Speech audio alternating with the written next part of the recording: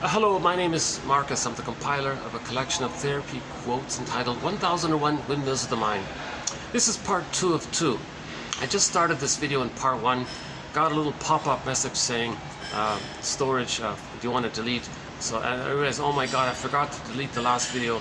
In my rush today to do this video, I forgot to delete the last video, which just got uploaded like a few minutes ago. So that's why I wasn't able to delete the past video and still keep recording. It shut the thing off, so I have to continue now in part 2.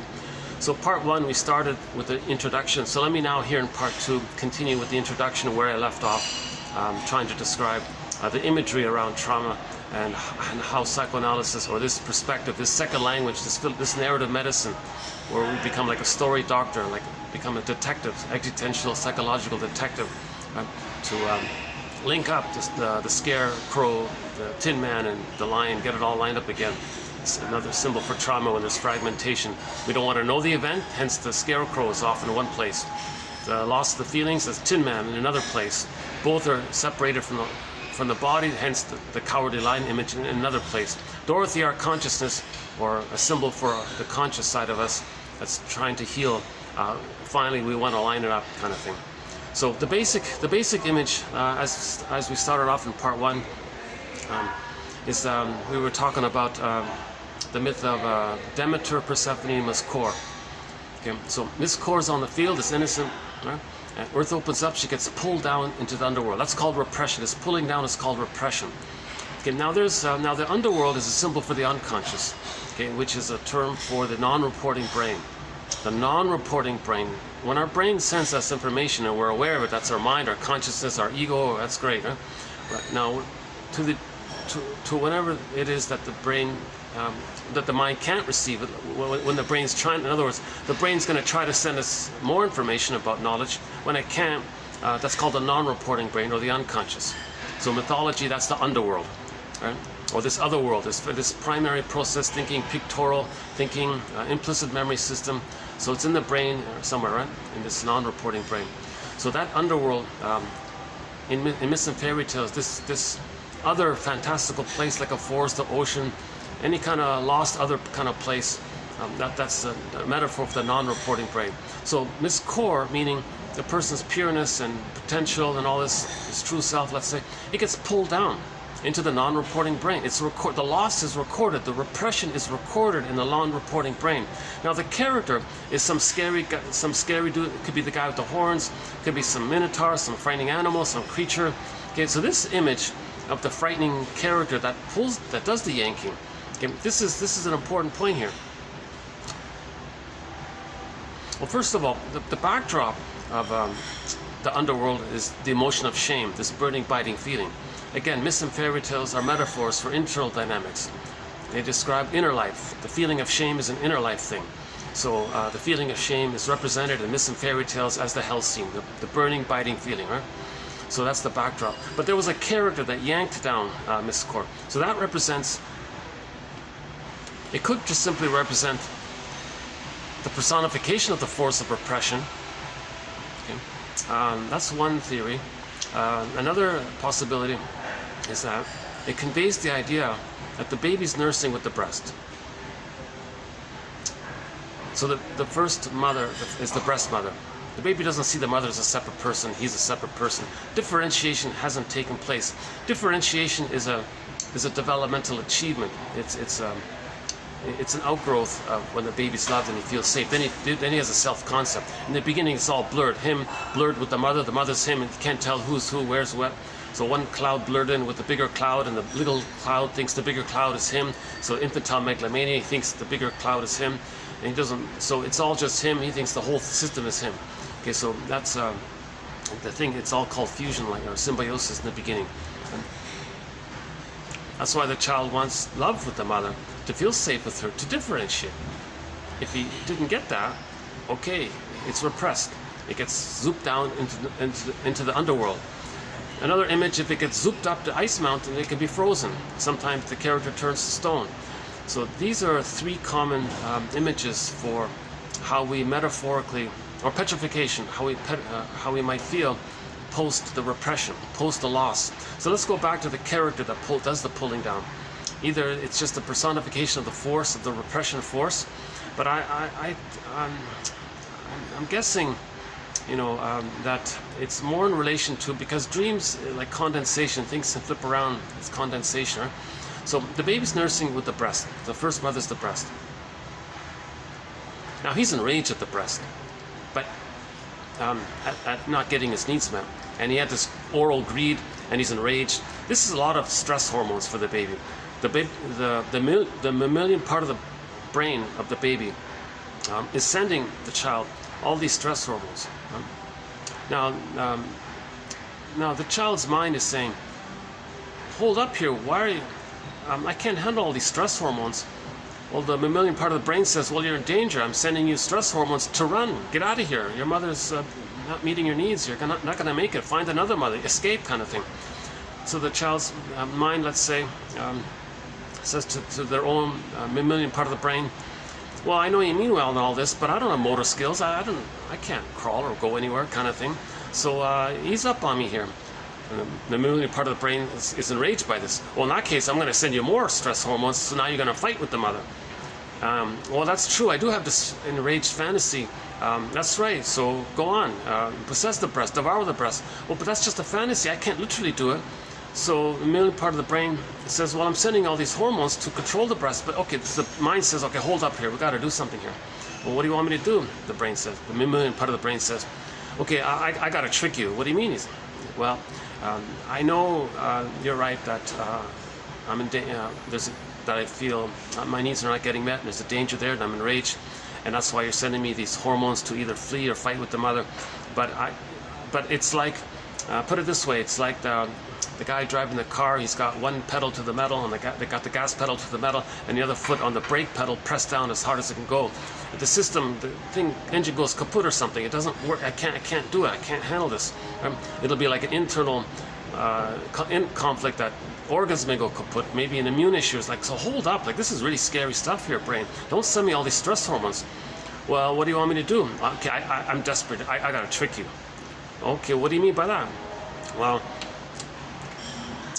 I'm just going to let you think that I don't have needs and I'm not enraged, so that you won't send me these stress hormones. Well, how are you going to do that?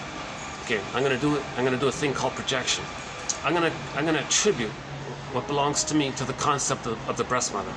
I'm going to say, I'm not enraged. I'm not, I don't have this need. I have no feelings and needs. It's the mother has the feelings and needs.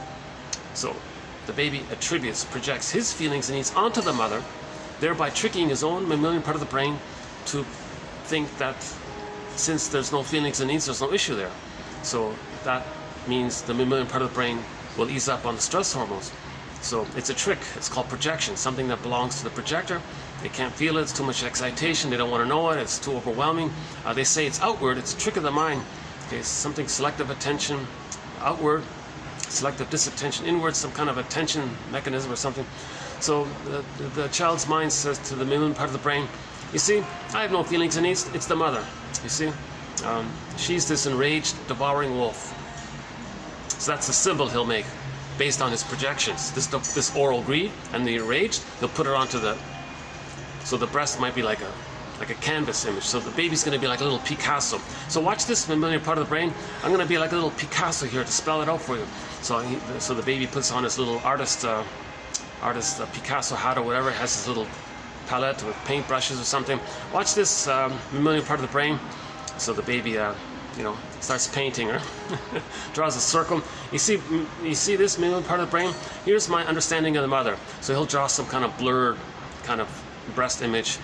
Maybe there's like a nipple for the eye, like in the Cyclops, like the monster of the Cyclops. Now remember, it's going to be a giantess. From the baby's perspective, helpless, powerless, mother's all grand and powerful, many times bigger than the baby. So from the baby's point of view, the mother's not just the breast mother, it's this giant thing. It's this giant. From the baby's perception, the breast mother is a giant. So he'll draw this giant thing. Okay. Now his needs didn't get met and turned into oral greed. Watch this mammalian part of the brain. I'm going to make this monster character have this devouring, hungry wolf imagery. Okay. And remember, brain, I was enraged. No, I'm not. It's this wolf is enraged. So in effect, the baby's going to create a picture of his mother as a devouring monster that wants to eat him. So the mammalian part of the brain is fooled. He goes, but not completely. He says, okay, well, I sort of get it that you don't have needs and feelings, but I'm still confused. Well, what do you mean? Well, don't you got to take in the powder stuff, or how are you going to relate? If you think your mother's a monster that wants to eat you, even though she isn't, even though that image just represents your traits, I still don't get it. And if you believe she's a monster that wants to eat you, how are you going to take in the powder stuff? How are you just going to take in whatever she's offering you? How are you going to survive, kind of thing? Okay, good point. Enter another maneuver of the mind. Okay, so now we enter another mechanism of the mind known as the splitting mechanism. Not a perfect term for it, but it means the baby's going to split the concept of the mother, make two mothers, and keep them in separate bins. That's like split images, right? So first the baby makes an image of the mother as a monster that wants to eat him, and then he's going to kind of separate it from the other one. So he'll put it in a bin. So mammalian part of the brain, watch this. This monster image and all this, I'm going to like put it in a separate cat, like in a bin kind of thing. So it'll be separate. And I'll pretend, I'm going to trick myself that while I'm relating to the frustrating breast, at that time, I'm going to hallucinate I'm relating to a goddess breast, like a lovely, ideal breast, bountiful, unconditional love, always there, trustworthy, that kind of thing. Okay, so it's sort of, and so it's sort of like, maybe it's like that guy in the desert in the scorching heat who thirsty, and then he's trying to survive, so he hallucinates an oasis. Little trick to keep. So the baby maybe does that, but because the power of that, it seems to lay down like an imprint almost. Right? So it's not real, but it's a trick. So the mammalian part of the brain says, "Oh, I see. So you're relating to a goddess, right? That's right. I'm relating to a goddess. Very safe, no danger, and we're safe. Okay." So the mammalian part of the brain stops sending the child all this cortisol. So that saves him, saves his physicality, saves his body. Doesn't get organ failure or other physical ailments. So he does it in the mind to protect himself like that. Right? So that's a huge. Is the child a genius? I mean, how did he know how to do all that, right? So it comes at a huge cost. It can. Now, in normal development, this is temporary. In regular development, this might just be for a few weeks. It can't be beyond that. If it's beyond 4 to 5 months, if the child has to continue to use that, so Melanie Klein's term for this. Oops, hold on a second. Oh, my poor arm here.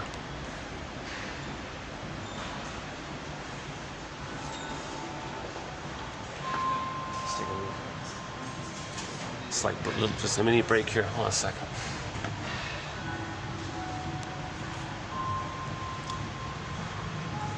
I've got this little window between the lunch shift and the dinner shift, like at around this time, like 3:34 kind of thing. So I tried to finish the video before the dinner crowd.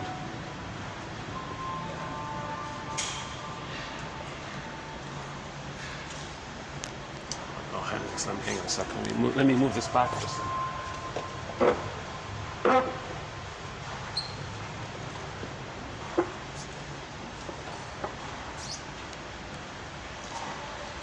Still cooling off here. We'll go up to the sauna in a little bit. Let me try it this way here. Yeah, for the past week and a half, I've been having this. I think I pulled a muscle on my arm, so I'm having a little bit of a. I'm in a recovery mode here to heal my. Let's try it this way. Is this okay? Let's try it this way a bit. This is for some kind of a. Let's see.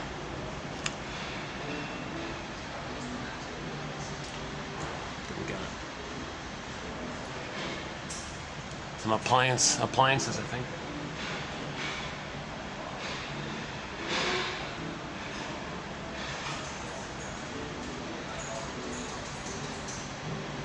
Okay, so let's go back. Let's back up a sec. So let's go back to the image of Demeter, Persephone, Miss Kor. So when Miss Kor gets pulled down, it can be that image the baby creates of a monster. It could be a guy with the horns.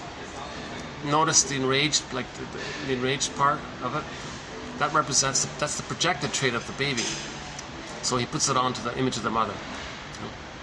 So, and I had this, I'm still struggling with this. Why is the guy with the horns, what's that about? Maybe, I'm not sure. But maybe when the baby's nursing and he's enraged, he sees his mother's eyes. He says the mother's eyes are enraged. So that's that blend that condenses with the image of the breast. So maybe the breast and the mother's eyes condense to one image, the guy with the horns kind of thing. That's the baby's own rage projected onto the mother and put onto the image of the mother. The mother might not have been like that, but the baby's enraged. The mother didn't understand it. So again, babies are tender, they're very sensitive. If the mother's misattuned, doesn't get the signals, what do you want, baby? I don't get it. Oh, they won't remember. Just give him the powder stuff. He's enraged. The mother's a monster now. Right? So it can take many forms. So anybody can take a piece of paper, draw some blurred image of an entity, attribute the qualities of rage and devouring, oral, gobbling greed on that image, and create a character. Monster, half human, half animal, half imaginary creature. It doesn't matter.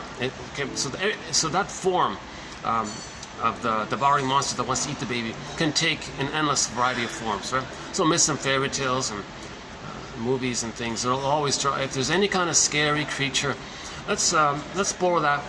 Often it's the witch that wants to eat the baby. So in Hansel and Gretel, the witch wants to eat the baby, right? So let's back up for the wizard. I mentioned the wizard. When Dorothy throws water on the wicked witch, right?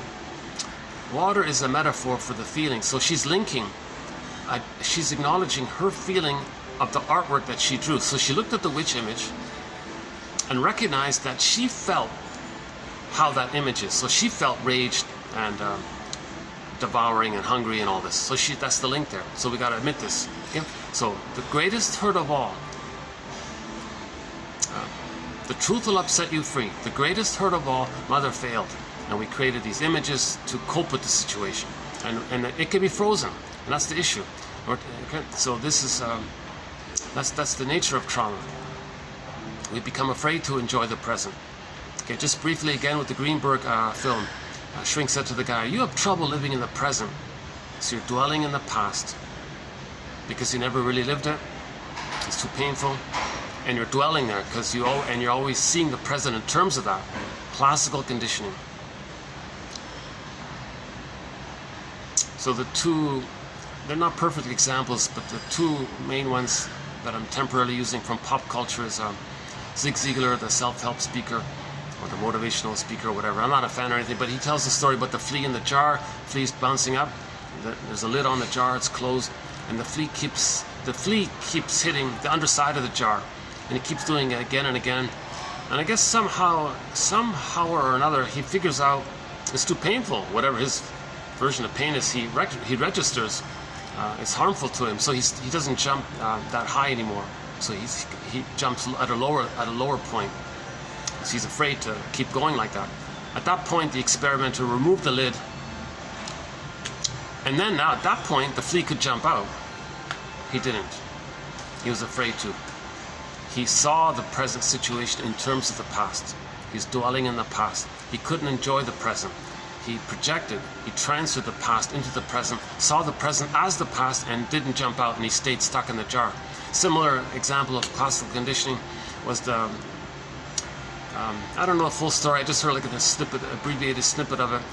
So maybe some farmer had this elephant, and a baby elephant, and he wanted to keep it nearby. Maybe he was a farmer or something, I guess.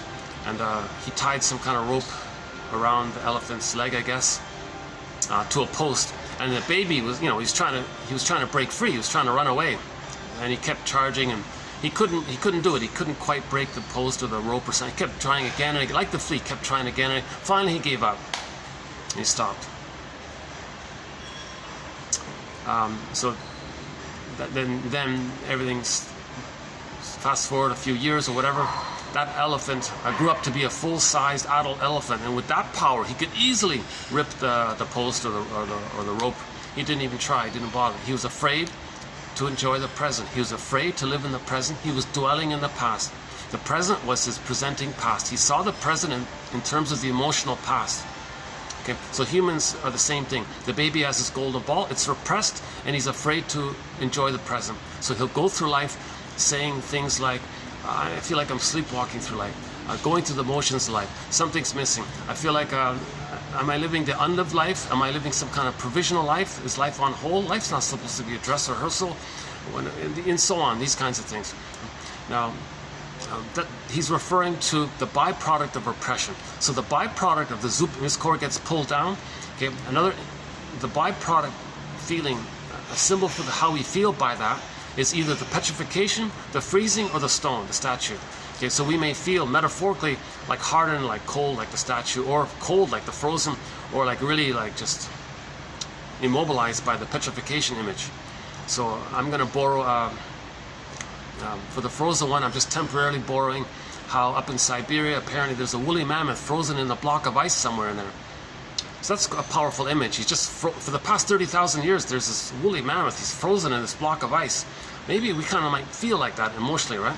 Yes, we can still get a person can still get 10 PhDs and all this, and still grow up physically and all this. We're talking about this inner life, this ability to enjoy the present, this ability to feel real, to feel embodied, to, you know, to enjoy, and enjoy. That means joy. Okay, so when joy and sadness is zooped away, that means they don't have the ability to like accept losses,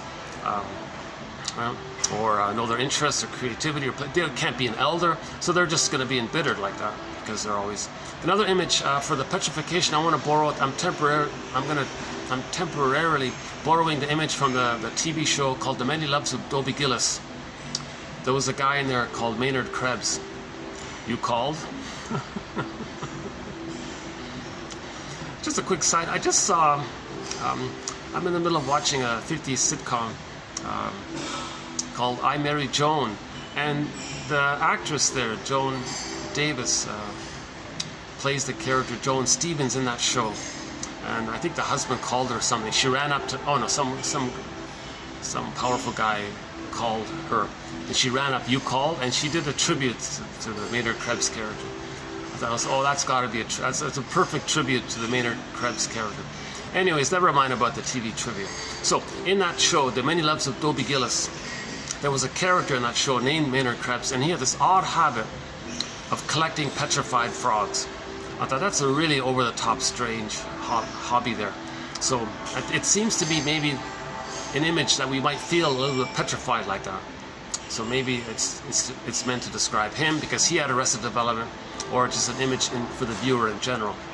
So that's the byproduct of repression. We may feel metaphorically petrified, frozen, or the third one comes from mythology, where someone turns into a statue. So the shortest one that I know of, in the Narcissus myth. So again, myths and fairy tales, all of the characters belong to one psyche. So Narcissus and Echo are two aspects of one person's mind. Psychology, yeah? So Narcissus looks into the pool of water. He sees himself, and he's one there, and it's just, that's all there is. That image from mythology refers to the psychological phenomenon that the baby in the uterus thinks it's just all him. It's only him, everything's him, he only sees himself, solipsism, the world is him, he's the universe, everything's about him, right? Sound familiar? Narcissus, it's all about you. Okay, so now this normally dissipates when the child is loved, but if the child isn't loved, he may get frozen there. So hence Narcissus was transfixed there, right? Now if that takes place, okay, if that takes place, that means he's not getting the love. That means his soul disassociates, flies off to the corner, and they created a character named Miss Echo. Okay, so that represents the person's feeling self, kind of, he can't accept his feelings. It kind of got sent to this other disassociated kind of place. Okay, so it can be repressed, it can be disassociated. Repression and disassociation, two versions of it. So it gets, so we could say Echo got repressed into the air, you know. Maybe that's one way to talk about disassociation. So anyways, here's this character, Echo, representing any person's soul when they're not loved, getting disassociated. Now we all know that Narcissus turned into that little flower at the end of the story, right?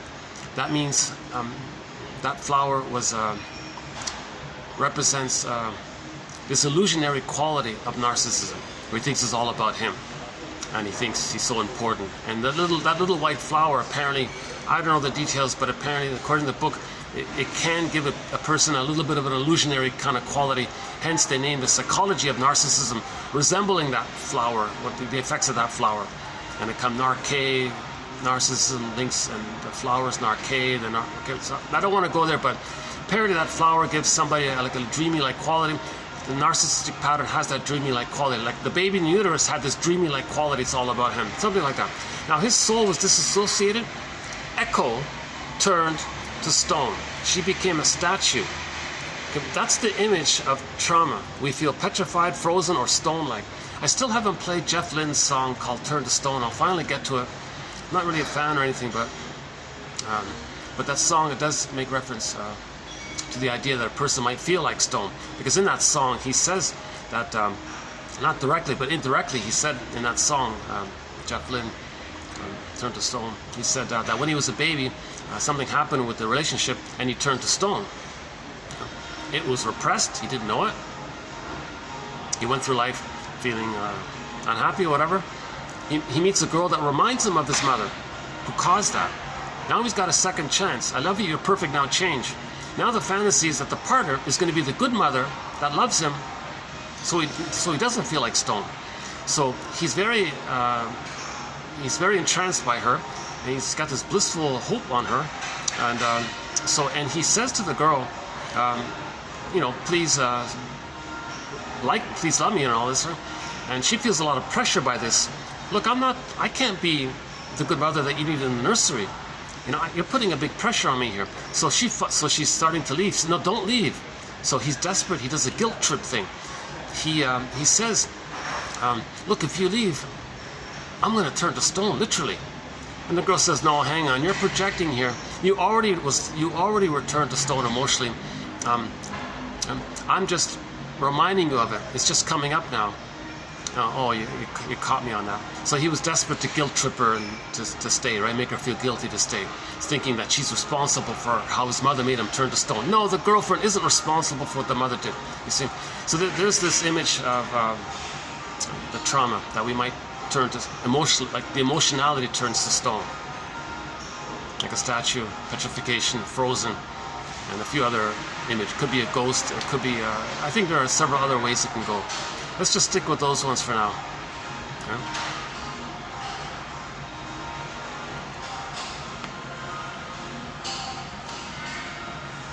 Oh yeah, and a quote coming up from today.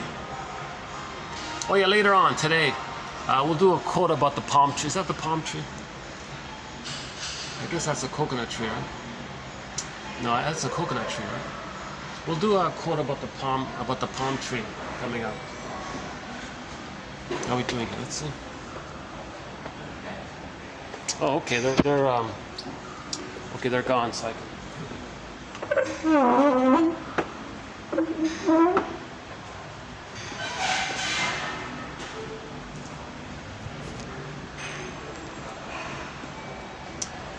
it is sort of fun to do. Oh, okay. On that sky train, I'd like to imagine an ad on there. There's just one sky train on there with no ad on it. So I have this fantasy that as the sky train is passing by, it says, ready? 1001 Windmills of the Mind, Psychoanalytic Psychotherapy's Greatest Hits, buymeacoffee.com/psychoanalysis.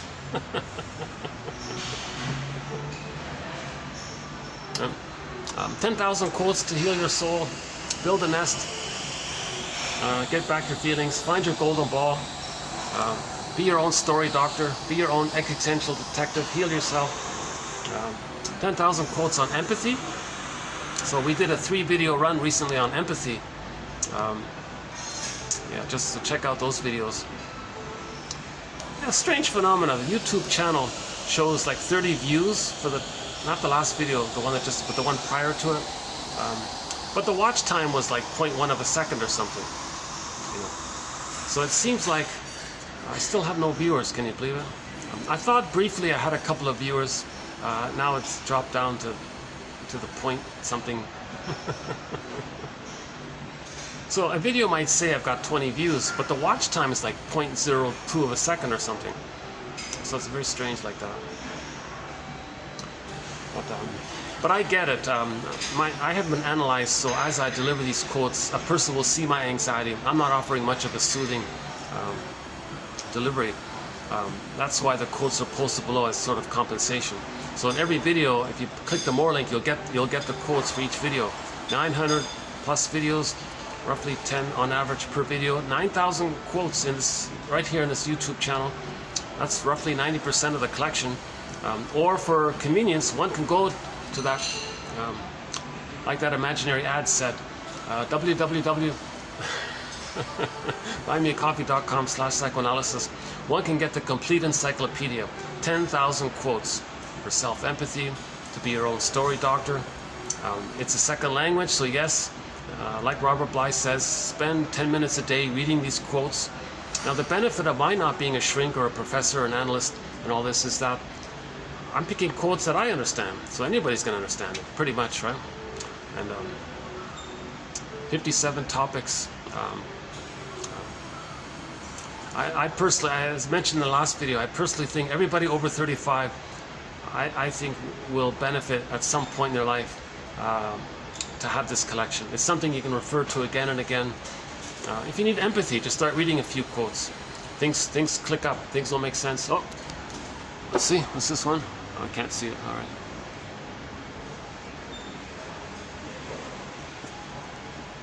Oh, I can't see all the ads from here, huh? Now I got a confession. This little scene here reminds me of something. If you, one of our songs on our soundtrack is, there's a song called "If You Won't Leave Me, I'll Find Somebody Who Will." It was commissioned to be the theme song for a TV show that never really got made. But it's an excellent song. It's only 45 seconds long. And the copy of it that's available on YouTube, they post sort of a snow image like this, like someone's looking down at the cars. Every time I see this, I'm sort of slightly reminded of it. So that's a great song to our soundtrack called "If You Won't Leave Me, I'll Find Somebody Who Will." In particular, in reference to the topic on repetition compulsion.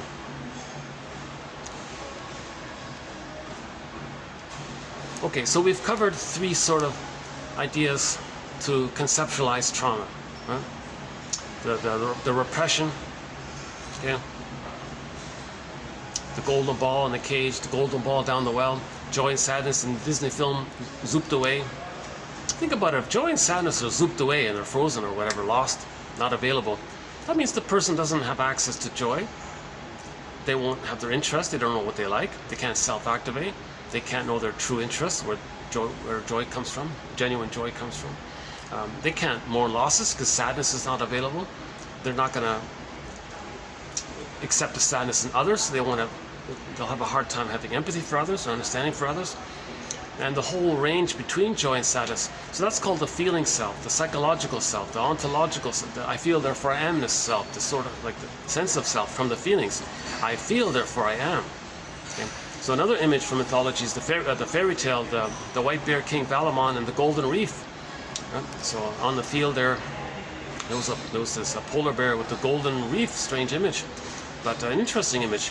And this lonely lady was on the field, at the distance sees this polar bear with the golden reef, and very drawn to the golden reef part. And she approaches and says, "Hey, polar bear, give me that reef." "I want that reef, I'm very drawn to it." He says, "Oh, hold up, Miss young lady, it's not that simple. Me and the golden reef are a package deal. You gotta accept the two of us." "Oh my God, that's right, we're a package deal." So she says, "Oh, I see, okay." Story goes from there. So the polar bear is a symbol for the embodiment. Okay, then the golden reef comes. You can't have the golden reef without the body. Like, I feel therefore I am. You gotta have the, if you're embodied, then you can get the feelings. You can't have the feelings without the body. You gotta have the feelings come from the body. So it's connected. That's why the golden reef is with the polar bear. So there's a whole story about that, right? The TV film adaptation called The Polar Bear King really doesn't do justice to the story. It misses the whole thing psychologically. But at least it makes people aware of the existence of the fairy tale, which Robert Bly and Marion Woodman tell very well. White Bear King Valamon. Major thread in 1001 Windmills of the Mind. The interpretations of myths and fairy tales. They're true on the inside, not on the outside. They describe psychological dynamics. Remember before we mentioned the baby creates an image of a monster that wants to eat him, okay? And then there's a goddess image, okay? So that motif of goddess and demon in myths and fairy tales, that describes the psychology, the psychological pattern of splitting. So, right? This one is okay. That's the air conditioning one. All right. That's the air conditioning one. Okay, I think I've cooled up. Still doing okay here. Yeah, okay. Oh, this is like the only like little window of time I have here to do this video. Just like around this time, right? Oh, there's a traffic jam, eh?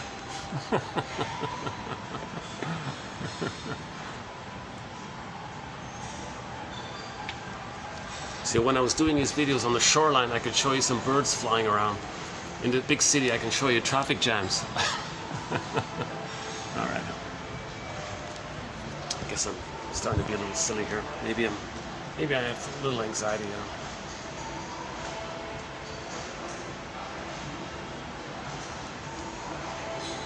Okay, so repression, we talked about that. The byproduct feeling of freezing, petrification of stone. Now, another aspect of, we mentioned the Wizard of Oz one. So the loss of the feelings, that'd be the Tin Man. But knowledge, story's broken. Psychoanalysis is about repairing our story, narrative medicine. Our story's broken. This is seen in the Wizard of Oz with the Tin Man in one place and the Scarecrow, meaning knowledge of the trauma, knowledge of what happened, being aware of what happened, not knowing what happened. Okay, the Scarecrow is often in another place. They're not connected. Now, the two being separated like that, that means it's disembodied. Hence, the lion, the embodiment was this cowardly lion image. So that's another symbol for trauma. So the body center, heart center, mind center, okay,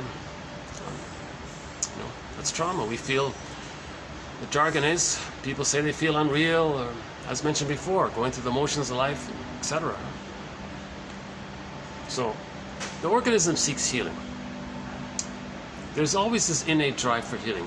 There's this innate drive for healing. Getting back to wholeness. Healing means wholeness, right? Therapy, right?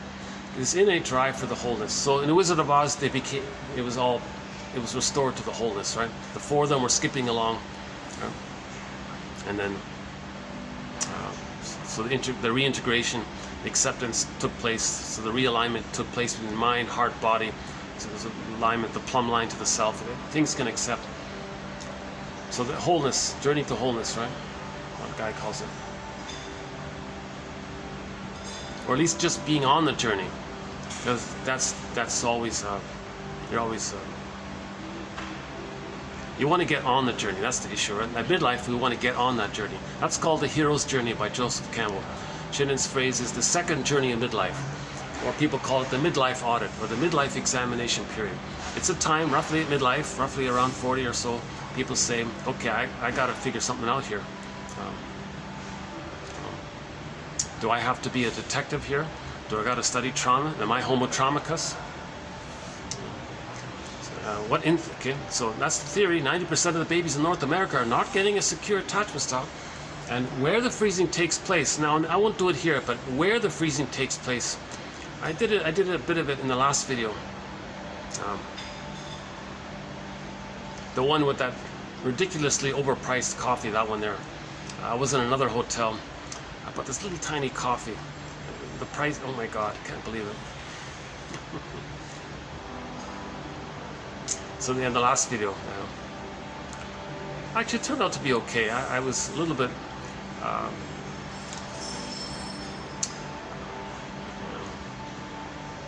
maybe I was feeling lonely in that last video, so hence some of my comments that I was making while I was making that video. It turned out to be okay. That video was okay. It turned out to be okay. I was on the verge of closing that video, and I kept going. It turned out to be okay. It just got uploaded, just like a few minutes prior to starting this one.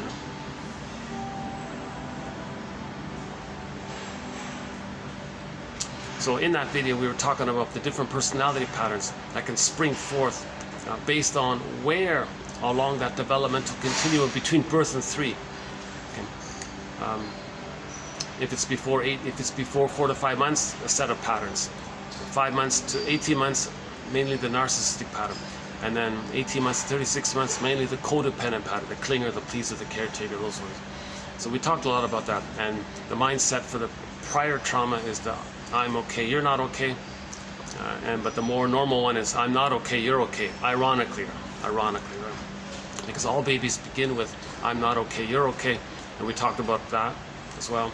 But if the trauma is too severe, they project their own wounded I'm not okayness onto others, and then they say others are not okay. So when people say others are not okay, they're talking about themselves seen outwardly. Defense mechanism, not feel that it's within. What do they have left? If their soul is on others, they're so emptied out by that, what do they have left? All they really have left is this thing called the false self, which comprises of 2 parts. The original grandiosity. Remember, all babies think they're little gods. That's only gone if the baby's loved. So if they're not loved, they take refuge in that grandiose part self. Okay.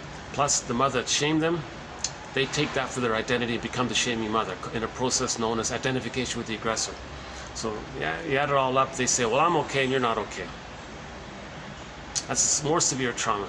So they're denying the more human area. They're denying the feeling area. They've given up on feelings and the feeling self. And what's true, it's just too painful. So the main emotions for the stinger personality patterns of I'm okay, you're not okay, is because they don't care because they're still in that godlike place. The fantasy, the irony is the baby was never a little god. The person goes through life thinking they are one. And that's a huge irony of it all. So the main emotions, because of that, that's a defense mechanism of not getting the love. They're going to hold on to that grandiosity. Yeah, key quote from the last video from Margaret Little. Go back to the last video, look for Margaret Little, read those ones there. That the grandiosity was this desperate clinging called the defense mechanism. So the false self is a defense mechanism to not know the painful truth of not being loved. You know, to not feel that pain. So you hold on to the grandiosity image. So they're going to say, I'm okay, you're not okay.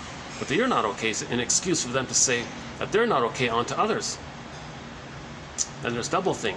Okay, due to repetition compulsion, they're going to shame others to replay how the mother shamed them. And think the victim just hurt them. Doublethink. Because they're protecting the mother. They never want to face the truth that the mother shamed them. So when they shame others, to replay how the mother shamed them, and they're reminded of how the mother shamed them, they just say that the one that they just shamed them. No, it was the mother. It was being triggered up. Like that Jeff Lynne song just mentioned a few minutes ago. It's the mother that caused it. So, but they're protecting the mother because they become her. They can't leave her. They're married to mom in the psychology within, in the imagery, meaning self-concept is one with the mother concept. That's married to mom in the terminology.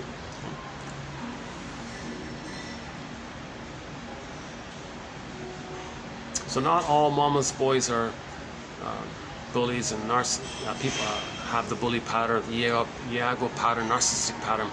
But all those with those patterns are mama boys. I'll clarify that point another time. So that in other words, the abbreviation of the last video was all of those personality patterns that spring forth based on stunted development prior to 18 months, narcissistic pattern, the bully pattern, the Iago pattern, lower functioning BPD pattern. Then you got the more disturbed areas, which we don't get into, the bully, the sociopath, the criminalic. Those are a little out of my knowledge. That's kind of like a little too far out for me. But anyways, they're going to come from that area.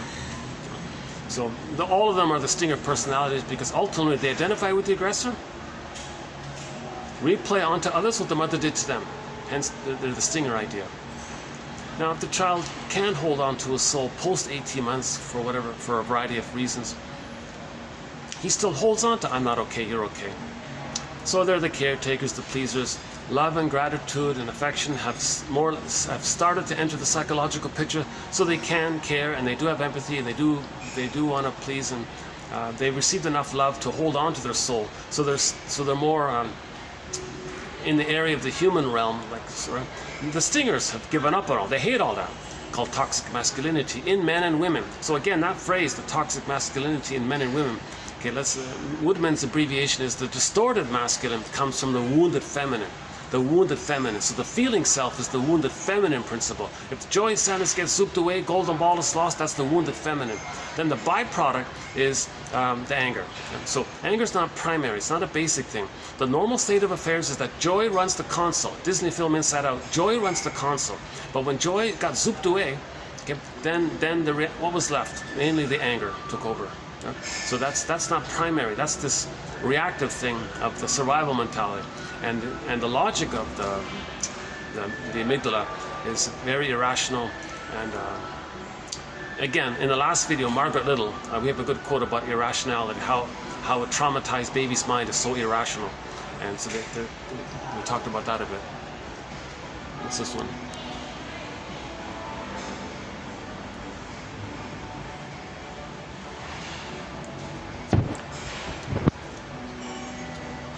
I guess mine looking at the sky trains passing by, sort of like if somebody has the great fortune to live on the shoreline and they're watching the sailboats go by or the canoes go by or something, or the fish or the seals or birds or something.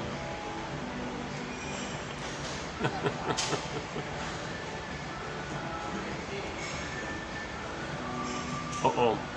Is that song copyrighted? That sounds like a familiar song. Okay. You see, this camera is very sensitive. If you're hearing me, it's because it wasn't copyrighted.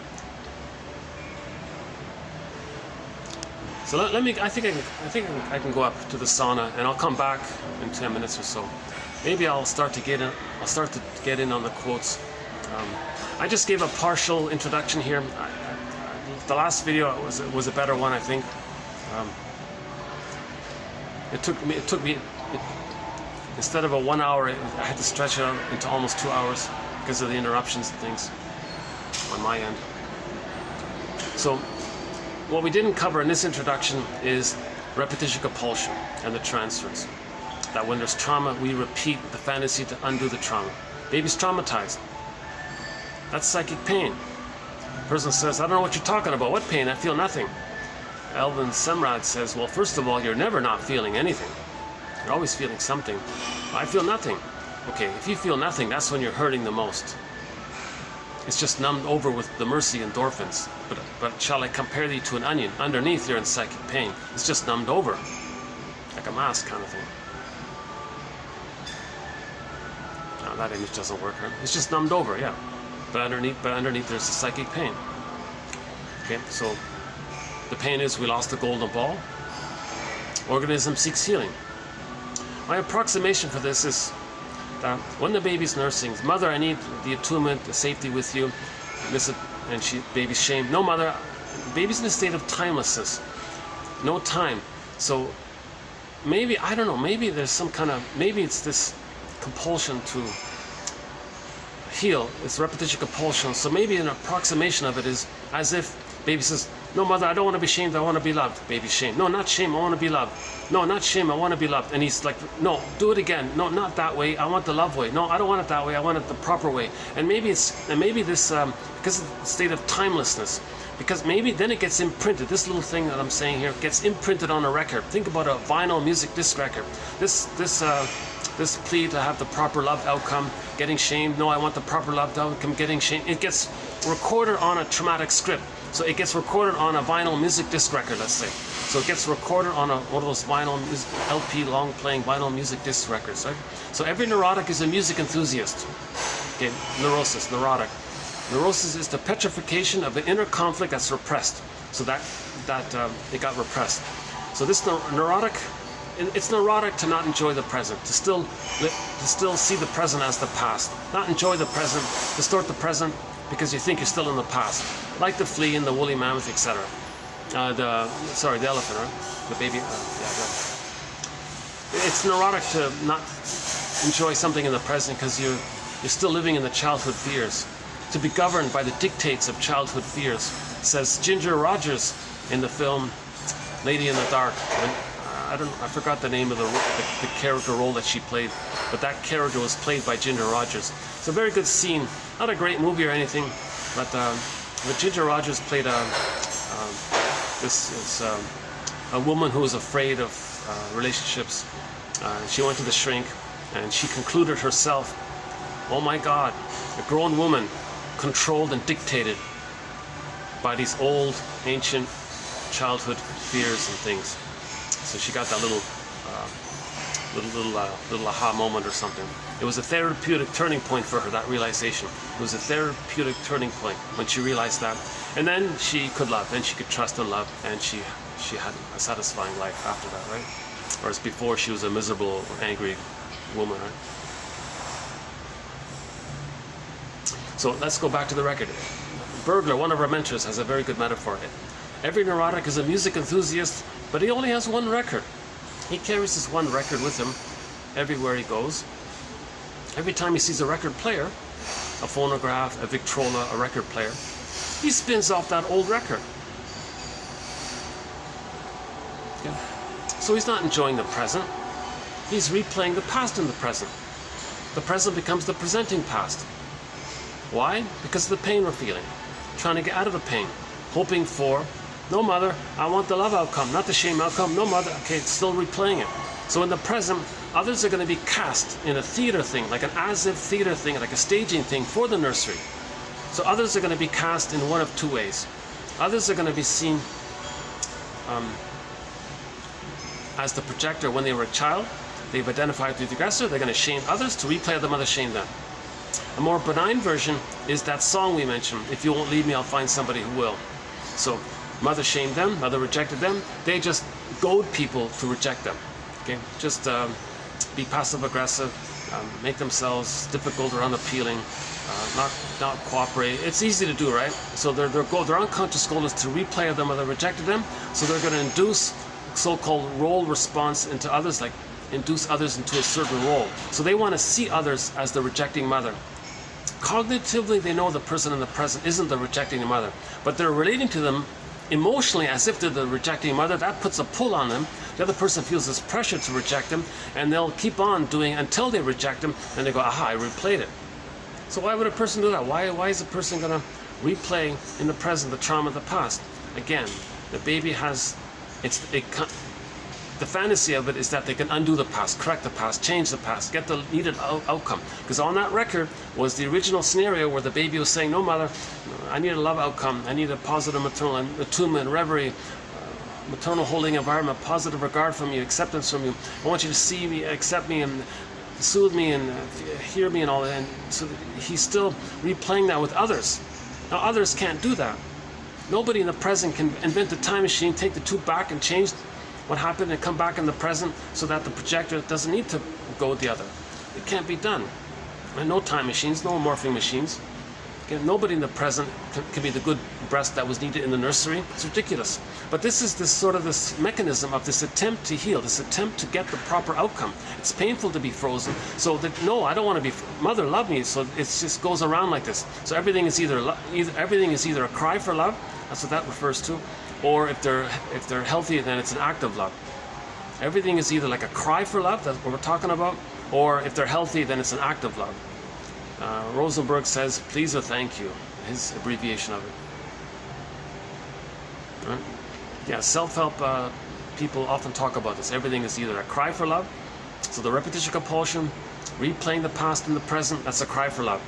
But it's ridiculous. Nobody in the present can be the good mother that should have existed in the nursery. No time machines, no morphing machines, it can't be done. But they're going to keep on doing it. It's time, because it's infinite. It's time. Baby, that part of the brain, it's timeless, no time. So they're just always doing it. Hence Bergler's metaphor. Every time they see a record player, they spin out that old record because it's timeless. Sometimes called infinite mourning or timeless. Okay, and now the goal is to make all this conscious, just to observe it, and then that's a therapeutic turning point. Like Ginger Rogers had that therapeutic turning point. So that's a very good scene by her. You know, I heard the story about that play. You know, originally it was a play, and it was jam-packed. Apparently it was very psychologically, it was very analytic, it was very psychological. People were drawn to it. It was a healing experience, and everyone loved it. And but there's no copy of it, no recording of it.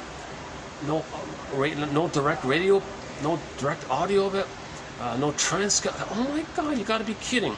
Probably one of the best things. And then they all got watered. They all got watered down. The radio play version of it, they just completely took it out. The film version took it all, 99% of it out.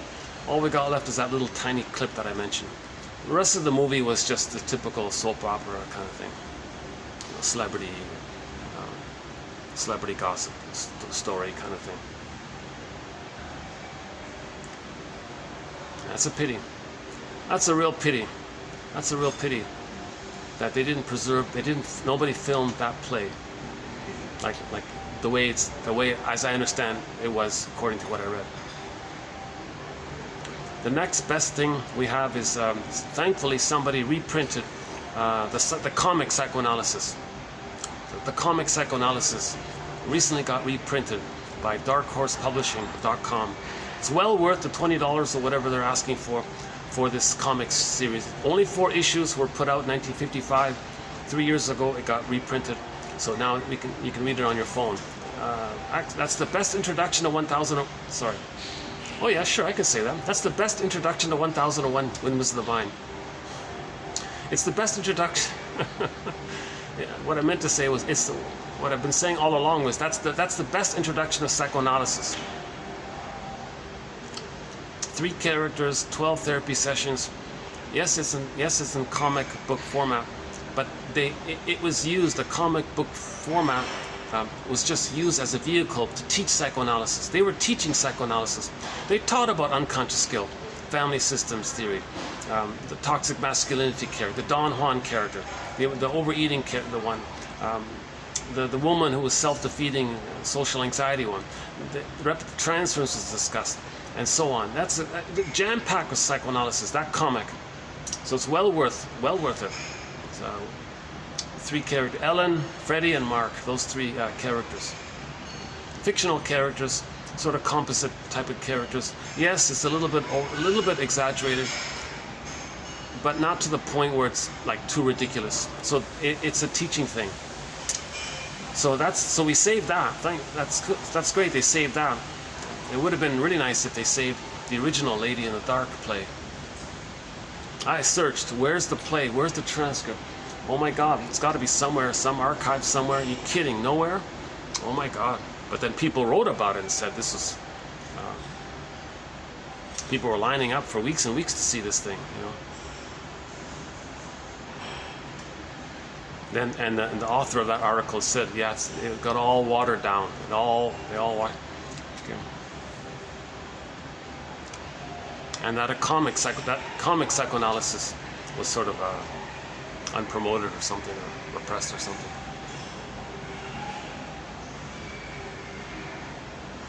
Yeah.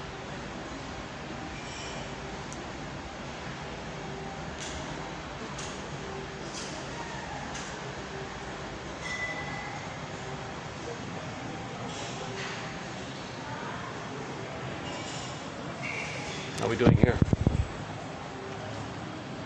Oh, there's somebody down there. Okay.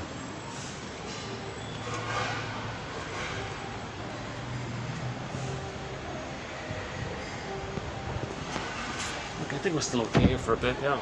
Let me get as much cooling off as I can.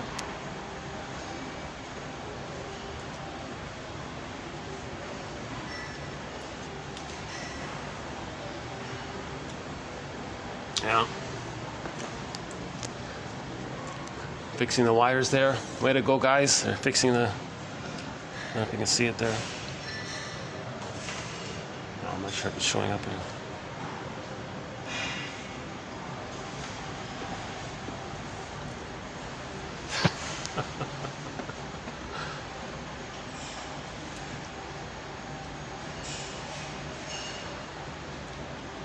Yeah, I heard one shrink give a metaphor that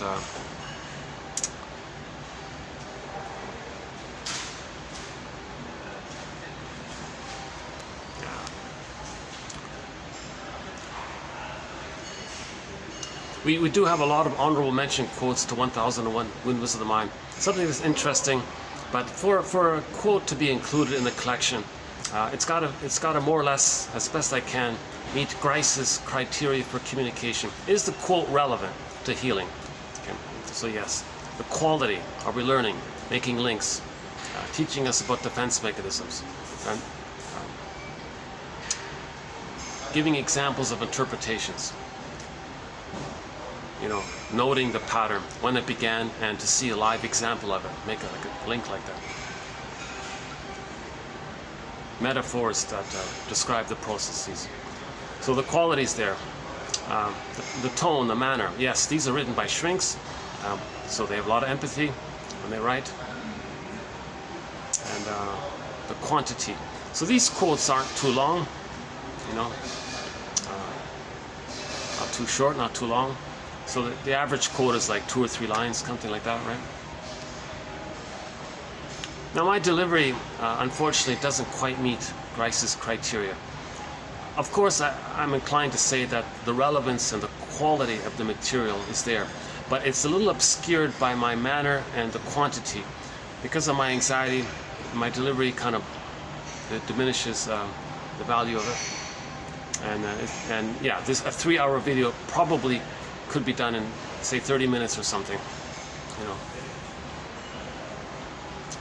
It's ironic because a lot of people would prefer no relevance, no quality. They just want a smooth, soothing voice or something.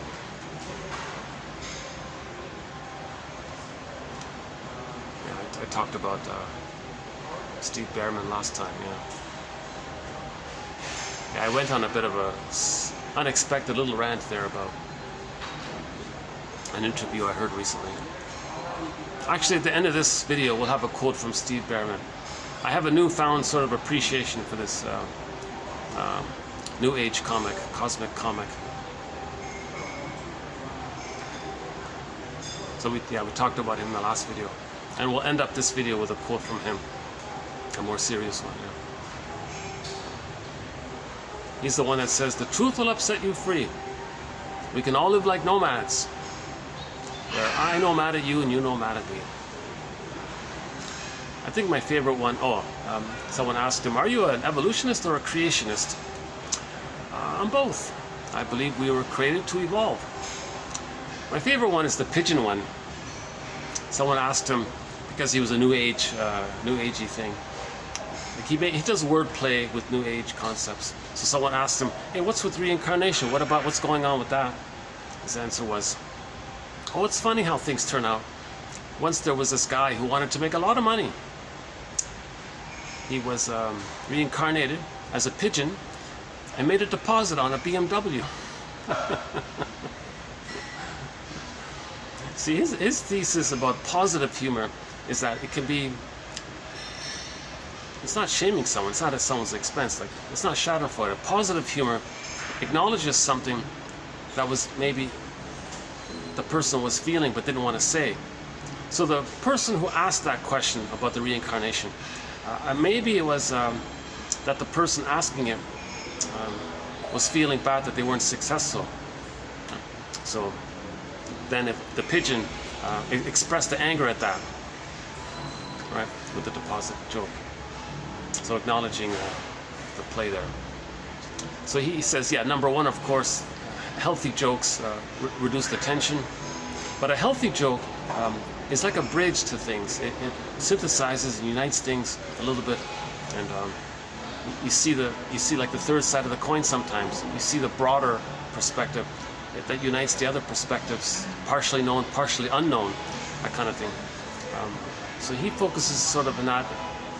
He's trying. That's his purpose, right? To see it in that way, to use humor in a more therapeutic type of way. But most jokes, my understanding is most jokes take place due to a theory called the benign violation theory of humor. The humor theory of benign violation means the first part of the joke, there's a little tension, you don't know something, suspense, benign, harmless, you can handle it. Then you get the answer, you feel safe.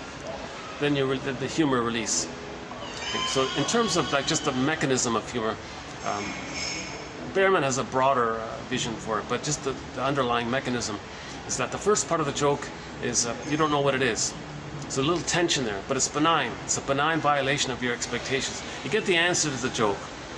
Now, when you get the answer, okay, you feel safe a little bit, so you laugh, kind of thing, right? Now, this mechanism, I mention it because this mechanism is similar to sadness. If a person never acknowledged a loss, they feel safe with somebody. Just like in humor, there was a little tension, you felt safe, you laughed, a mild thing. But for a deeper thing, you finally acknowledged the loss, something you haven't said in your whole life, you finally said it, then you're going to weep, you're going to cry. So that's a huge release. So it's a similar mechanism. The first part, there's pain, you feel safe, and you release. If it's mild, you laugh. If it's deeper, you cry. So I mention it more in that area. I don't know, I'm not advanced enough to think about how humor can be like little therapy poems, and people laugh and they're a little better off for it. You know, like they're better off. Like reading a poem here might be like a little better off for it. So he wants to have his humor to be like poetic humor. He's aiming in that area. And once in a while, his jokes maybe edge in that area. I think some of his jokes edge in that area. Some of his jokes are just sort of maybe showing off his wordplay skills or something. But overall, I have a new appreciation of him because he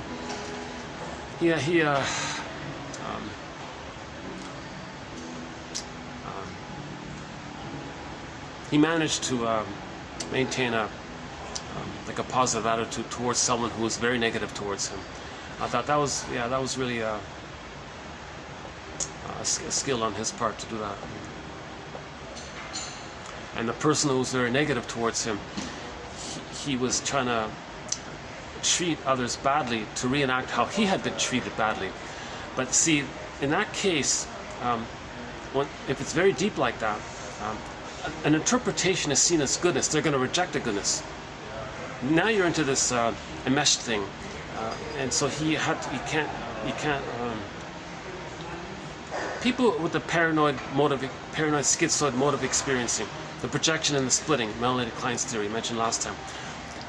People with the narcissistic pattern, the bully pattern, the Iago pattern, all these stinger personality patterns, they see an interpretation or empathy or care as a trigger of something goodness. That once upon a time as a baby they needed some kind of goodness and all the pain around it. To see a display of goodness triggers it, so they hate goodness. So envy is very pronounced in the stinger personality patterns. The main emotions for the stinger personality patterns: hate, greed, envy, spite, vindictiveness, schadenfreude, of course ingratitude. Now the grandiosity is very important there, and the cynicism gratifies the grandiosity. So their humor is based on put down humor, shaming humor, sardonic humor, and all this, because it maintains the grandiosity, the omnipotence fantasy. Okay. Karen Horney calls it the search for glory, that one there. But she means it in that way, the grandiosity, like the Peer Gynt glory one, like the Don Juan glory one, that area, right? And now because they can't mourn losses, in particular with the bully pattern, they can be very controlling. Because if they control, then they won't be triggered of any kind of loss if they don't experience loss through their controlling. So they're very invested in controlling to not experience loss. The stingers can't mourn. Remember, sadness is zooped away. If there's a loss, they can't mourn loss. So if they're reminded of loss, they're going to feel like, well, where's my emotion of sadness? I can't. It's complicated grief, aggravated grief. So as a defense against that psychic pain of not having a structure to mourn losses, okay, the structure to mourn losses is differentiation. If the baby's loved, he feels safe to differentiate, have a self-concept. Then joy and sadness can be at the console. Then they can mourn losses. It's okay. In the stinger personality patterns, they didn't get the love, so they're still fused with mother. They're fused with the negative one, or they flip it and they fuse with the ideal, and they flip it back and forth, the fusion. Today's quote by Masterson, we'll have a reference to that one there. They maintain the fusion. So the extreme either or, they're both fused, but it's a flipping fusion. Yeah, and a split. The two are split, but they're still fused. Yeah. Okay, let's how are we doing here? Oh, my poor arm. Sometimes I turn the camera just to give my arm a rest.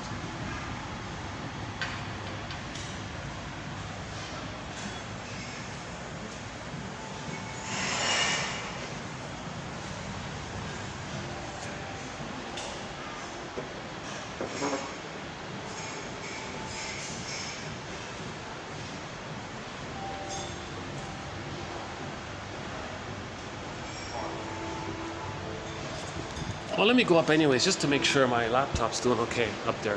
Hold on a sec.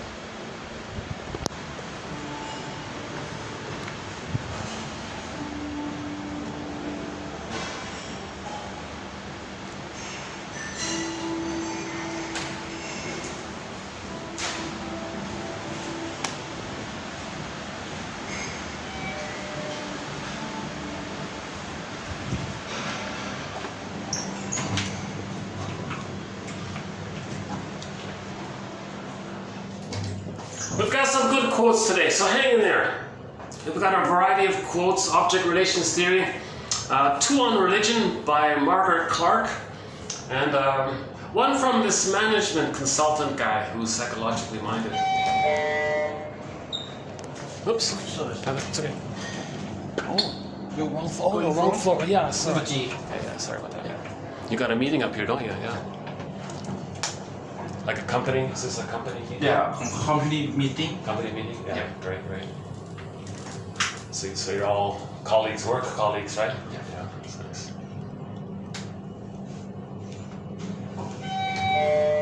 Okay, take care, thanks. Goodbye. Okay, I took the wrong floor. Okay, we're still okay here, good, okay. Okay, let me get the... So we're posting this in the year 2023. 2023.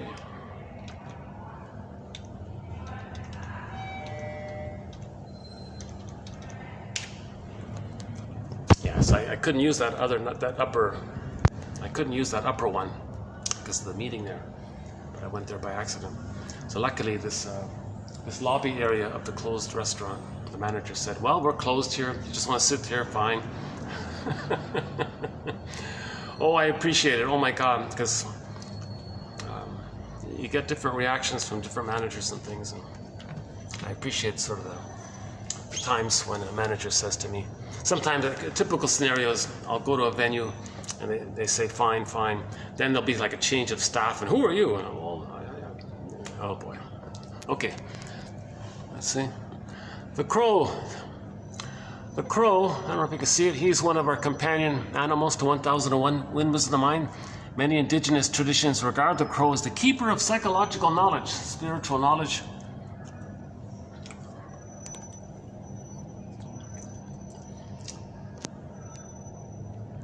He's truly been a companion animal because I've been doing these videos over 3 continents and I can see the crow. So there's like a sort of a flying thread there almost, right, the crow. So maybe the indigenous people were right. It's a good symbol. It's a good projection. So they projected, right? Their own psychological knowledge, and that trait of theirs, they say, oh, the birds have it. To remind themselves that they have it. Oh. Is there a meeting here? Oh, hang on. Let's see. Okay, the restaurant's going to open up here. Okay, they're going to start to open up here. Okay, yeah, okay. Let's see, what is it? Let's see. 4:30. Yeah, they're going to open up soon, right? Maybe I'll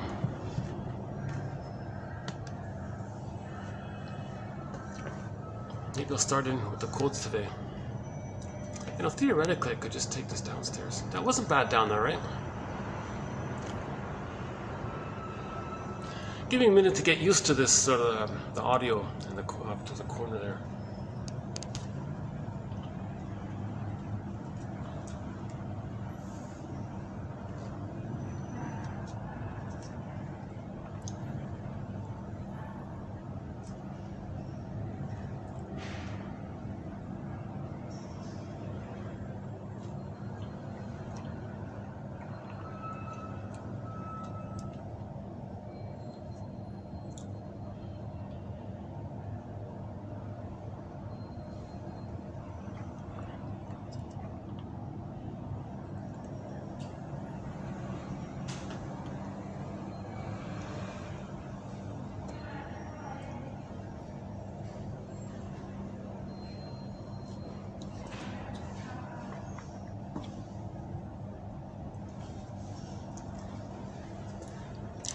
Many clients with the BPD pattern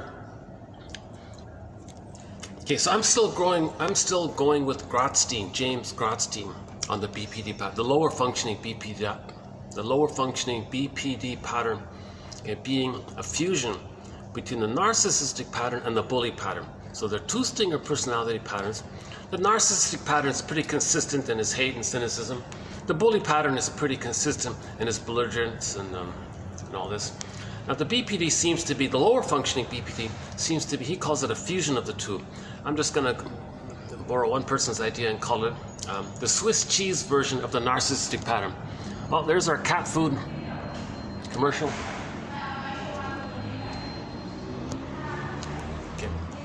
So they're one of the stingers, right? The lower functioning BPD one. We're contrasting the BPD one from the histrionic one. The histrionic one is sort of the light, like a lighter version. The BPD one seems to have more shock trauma embedded within the pattern, hence the Swiss cheese idea. So a person is the narcissistic pattern, they fall into a hole, a memory of the shock trauma, they go back, they regress back to the bully pattern, they're belligerent, then they restore their narcissism. At some point it doesn't work, they go back to the bully pattern. So hence the sort of the chaos and the dramaticality of the, but it's still grandiosity, hate, greed, envy, it's still all about them. Now the higher functioning BPD, they're in a place where they have sometimes some relationships with others. They can have some empathy when they're in that place, in the codependent place. So the Swiss cheese codependent, when they're there in the codependent place, they can be caring and have relationships for others. But when they fall into a hole, they can fall back to the narcissistic place and sometimes fall even further back to the bully place where they hurt themselves, the BPD one, famous for that one, right? But usually the lower functioning BPD seems to be, because they say, I'm okay, you're not okay, they're more hurtful towards others. But the higher functioning BPD, ironically, they hurt themselves more because they think, I'm not okay, you're okay. Now the histrionic is like a parallel track, but it's all milder, the histrionic. So that TV show I mentioned, I Married Joan, starring Joan Davis, the actress Joan Davis. She was the #2 most popular female comedian of those days, right?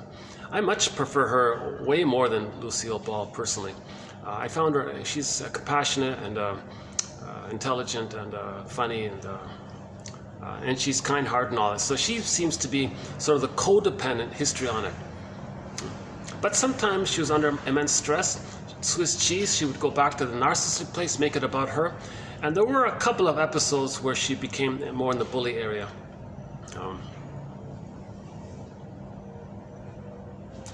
A couple of weeks ago, I tried to do this track thing of the 3 histrionics and the 3 BPDs.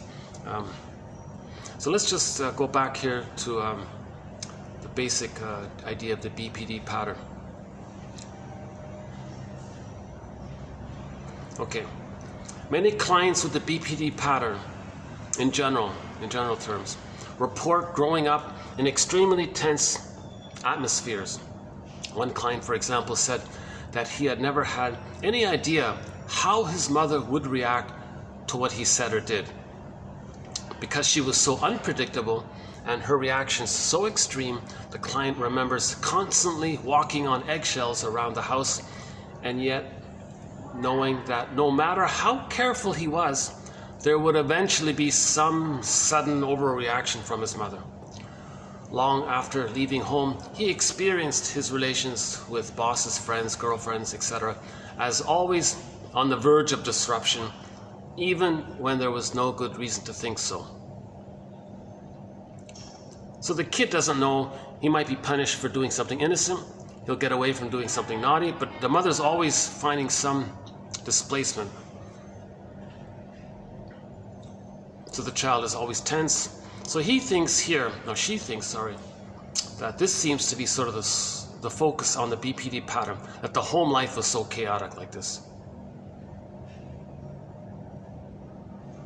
For many clients with the BPD pattern, the physical world was chaotic, marked by a kind of instability during the growing up years. One client described going to a summer camp when she was 13 and finding on her return that the family had moved to a new house. the kid goes away for the summer, comes back, and her home is gone. Now they moved to another home, but where's her old home? And she wasn't really prepared for it, that kind of thing. So instability, physical chaos, moves. A lot of, one quote said there could have been a lot of divorces, a lot of new partners and moving around. That could be a source point. So some shrinks seem to say that the BPD pattern is more about this, whereas in object relations theory, it's more about the fixation between 18 months and 36 months during the rapprochement phase of the separation individuation process. That's for the higher functioning BPD.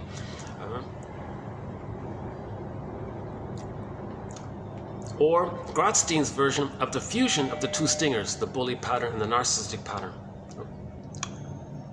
Okay, here's the one. Oh yeah. Clients with the BPD pattern frequently seem to be living on edge, and it takes surprisingly little to prompt an extreme emotional reaction. Impulsive, exaggerated fears of abandonment, hysterical reactions, kind of easily triggered, or a little chaotic, very dramatic ups and downs with the BPD pattern. Adler and Bouillet, 79, believed that the core of the BPD pattern is the failure to develop the type of mental representation that captures positive experiences with nurturant caregivers.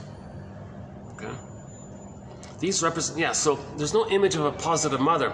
So they go through life with no positive mother, so things are very chaotic. Where's the positive mother? You're not the positive mother, you're not the positive mother. I thought you were going to be the positive mother. So there's like things could be very sort of chaotic like that. These representations are called, so the positive and internalized positive mother representation, some people call it the holding interject or the soothing interject. That's the first time for that phrase there, the soothing interject, where the mother soothed the baby. Right? Then the wiring gets laid down, he can soothe himself. He never got that, so he never got a soothing interject, a part of the mind based on the memories, now the wiring of the mother soothing him. He didn't get that soothing or holding interject. If he's held, he's soothed. Same idea, right? And then the absence of this results in a pervasive sense of loneliness. So maybe the dramaticalities in relation to a lot of this loneliness. In Searless's opinion, Howard's, we're getting more and more quotes from the Searless guy. Interesting guy. He's the guy that deals with people in the hospital, so that's why we don't have many of his quotes. So he spent most of his life helping people in the hospital. In Searless's opinion, the client with the BPD pattern cannot make good use of verbal interpretations until there is a stable, internalized image of the self in the therapist. So he's also saying they can't take interpretations. The feedback, if you give a stinger feedback, they immediately see it as impinging, as the mother attacking them, but it's their own rage projected onto the mother. So the baby creates his rage onto the image of the mother, has that image with him, creates this frightening, dangerous image within. Okay, someone gives him feedback, he flies that dangerous image that he made onto the person, the nice person who's trying to help him, and says, "Oh, you're so critical, you're hurting me." Right? So he lashes out at that person. That's why he can't give, he can't be nice to he can't be well-meaning, because they're going to fly their own boogeyman image onto the nice person and say so that it's pointless really at that point. That's why Searless and a lot of people say you need a whole kind of different approach. So Searless is saying, okay, first just have a dynamic where he feels safe with you. Then maybe after that, after the therapy alliance, working alliance, then maybe you can finally give an interpretation. So that's his point here. In Searless's opinion, clients with the stinger personality, BPD. In Searless's opinion, the client with the BPD pattern cannot make good use of interpretations until first there's a stable, internalized image of the self being seen by an image of the other. So there's a self that's accepted because there's an other that accepted them. Then you have that as a baseline. Then you can entertain the feedback by the other because you know the memory of the other is benign and helpful. If they don't have that, the image of the other is hurtful because the child is enraged, creates a shaming, enraged other image, which is projected, which is an image based on his projections of the missing mother. Okay, and then if anybody steps into that, so to speak, they see the other from the point of view of that enraged image they created. That's why they don't accept feedback. Person with the narcissistic pattern, bully pattern, any kind of feedback, whoa. Okay, number one, they're going to fire their own boogeyman image onto the person, because they're being good. So it's going to remind them of the lack of the goodness, and from that void, the projected quality of the rage onto them. So the mother is seen as impinging and hurtful, the danger, the witch that wants to eat them. So you say an empathetic, I noticed this, and yesterday you said this, I noticed you said this. Okay, in rage, oh, you're hurting me, you're criticizing me. So they're very, they don't want help because immense envy. So envy means hatred of the good. So there's a lot of envy with the stinger personality patterns. Okay, one of our mentors, Masterson, a very good point here. Masterson has made immense contributions to the psychoanalytic perspective. Okay, one of them is this one here. Masterson's James F. Masterson, the author of the book called The Search for the Real Self. Okay, this is, oh yeah, I like the colors of that car, yeah, the blue one. Yeah, apparently I heard the news item that the batteries are getting long, the range, the driving range is getting longer and longer. Well, that's awesome, right? If a battery can, if on one charge of an electric battery, if the car can go for a whole day on one charge, let's say, that's awesome, man.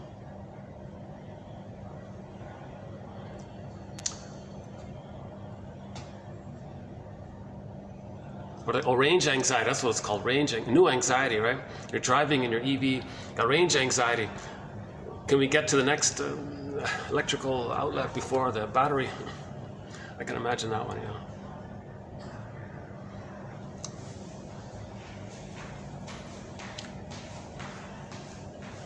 Oh, these guys have been great here, yeah. Okay, 440. Let's see. Okay, when they turn on the lights, I think I'll have to go in. Okay, Masterson's, James F. Masterson. His Roru and Woru. They're kept apart to preserve the illusion of symbiosis while defending against the abandonment depression. Splitting is a defense mechanism to not feel that mother didn't love them. So the emptiness by the mother and the rage around it, separate. Made up good one, and they're separate. So, in the template, object relations theory is the study of the internalization, the study of the mental templates, the psychological imprints, the schemas, the attachment template, some kind of stencil, some kind of working model, some kind of endopsychic structure, architecture based on memories. They call it internal objects, right? Part self representation linked to a part other representation. Now you got relational units. That's Masterson's contribution, the relational units one, right? He advanced it from Fairbairn, I think. Okay, what's this one here? This is some kind, oh, another, okay, hold on. Oh, that's another AC one. Okay, air conditioning one. Oh yeah, a lot of air conditioning ads here, yeah. Oh yeah, it's been, past 3 months, it was really hot here. Oh my God. With the heat index, it was in the mid to high 40s for a few months here, and now it's just a little better. It's like in the low 40s with the heat index. It's still usually 30 something, but with the heat index, it's like low 40s. And but I noticed the difference. It's better now, yeah. Okay, so. If some mothers use what's called the Jocasta style of mothering, and then there's various parts to it. If the mother herself was shamed by her mother. That's a trauma. The mother was traumatized. When there's trauma, we repeat. So how does the mother repeat? She'll see her innocence onto the child. She identified with the shaming mother, repeat what happened to her by shaming her own child to reenact how she had been shamed by her mother. Repetition compulsion. So that child got shamed for their identity. So the child had a need for love, mother shamed him. That's called the woe rule. So the template is part self-representation linked to another representation that withdrew or rejected the love that the baby needed. That's called the woe rule unit by Masterson, described in his books. Now sometimes the child is really down and out, he's crying. Oh, then mother provides love. That's called the row rule, the rewarding object relations unit. Okay, so the only time the child gets loved if he's defeated or something, the mother comes in as the hero or something. Now that conditions the child to be dependent on the mother, kind of thing. So okay, this one here, let's forget about this one here.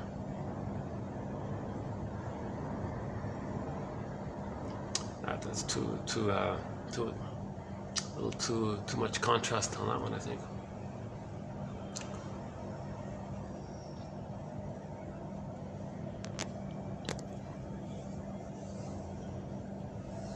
Let's take a 45-second musical break. Let's play that song I talked about earlier. If you won't leave me, I'll find somebody who will. Let's see. Oh, my computer froze up here. Oh, Jesus. Okay. Let's give me another minute here. Hold on a second. Once in a while, my computer freezes up on me.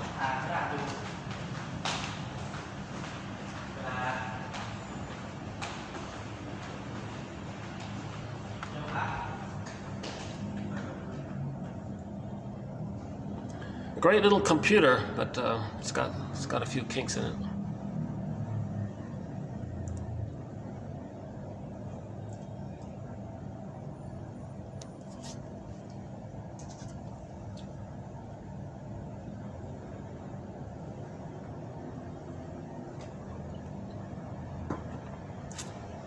All right.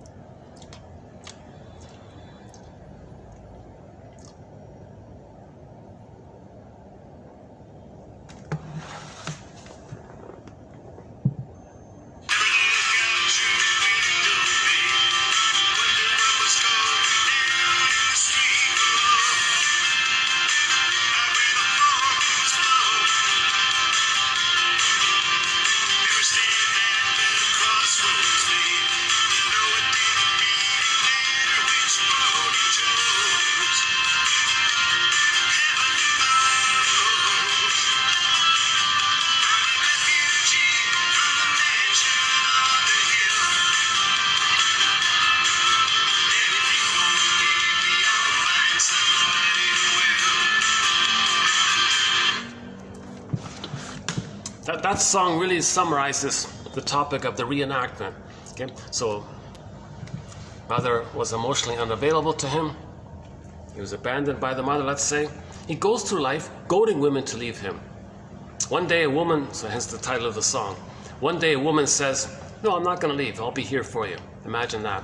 He says, "Oh, I can't accept this. I can't have a real relationship here. I'm just replaying what happened to me. So if you won't leave me, I'll identify with the aggressor. The mother left me. So I'll leave you to reenact how the mother left me. And when you're gone, I'll go back to my template of the main thing of where I just goad others to leave me." So he's stuck playing that record, right? Either goading others to leave him, and the song says, "You're not leaving me? Well, I'll find someone who will leave me. If you're not going to leave me, I'll find someone else who will leave me, because I just want people who will leave me to replay how the mother left him." So he'll keep doing this until he becomes conscious. Once he's conscious, okay, whoa, a therapeutic turning point. The moment he can reflect, he can have that point of reflection that he's repeating. That can be a therapeutic turning point for him. But until that time, he's just going to keep replaying it. So he'll just goad others, he'll goad other women to leave him, or he'll, this is, well, that's a new ad here. What's that? I can't figure it out here. Okay, so,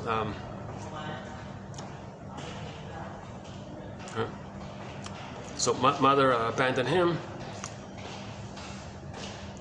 He'll find others to abandon. He'll abandon others to replay how the mother abandoned him. Or the more benign version, he just coaxes others to abandon him the way the mother abandoned him. He's going to keep one of those two ways. Okay? The stinger way usually is the aggressor way. The pleaser way is more the direct way, right?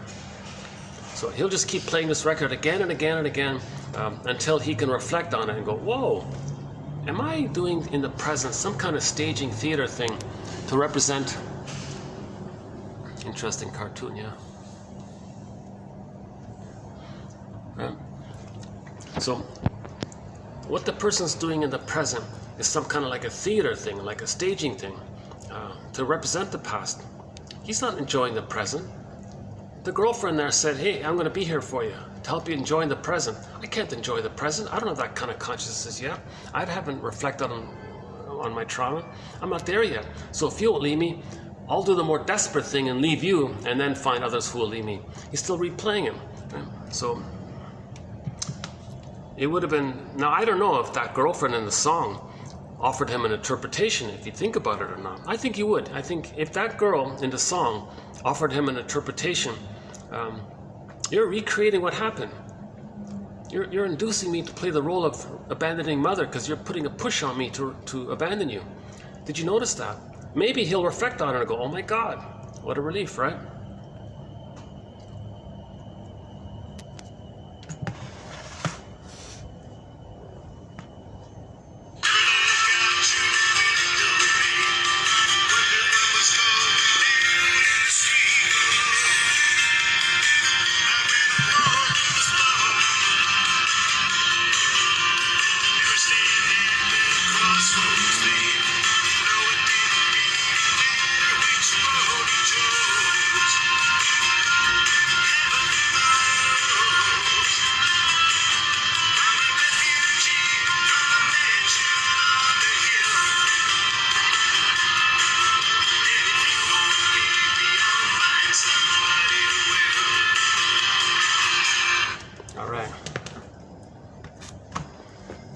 That song reminds me of TQ2599.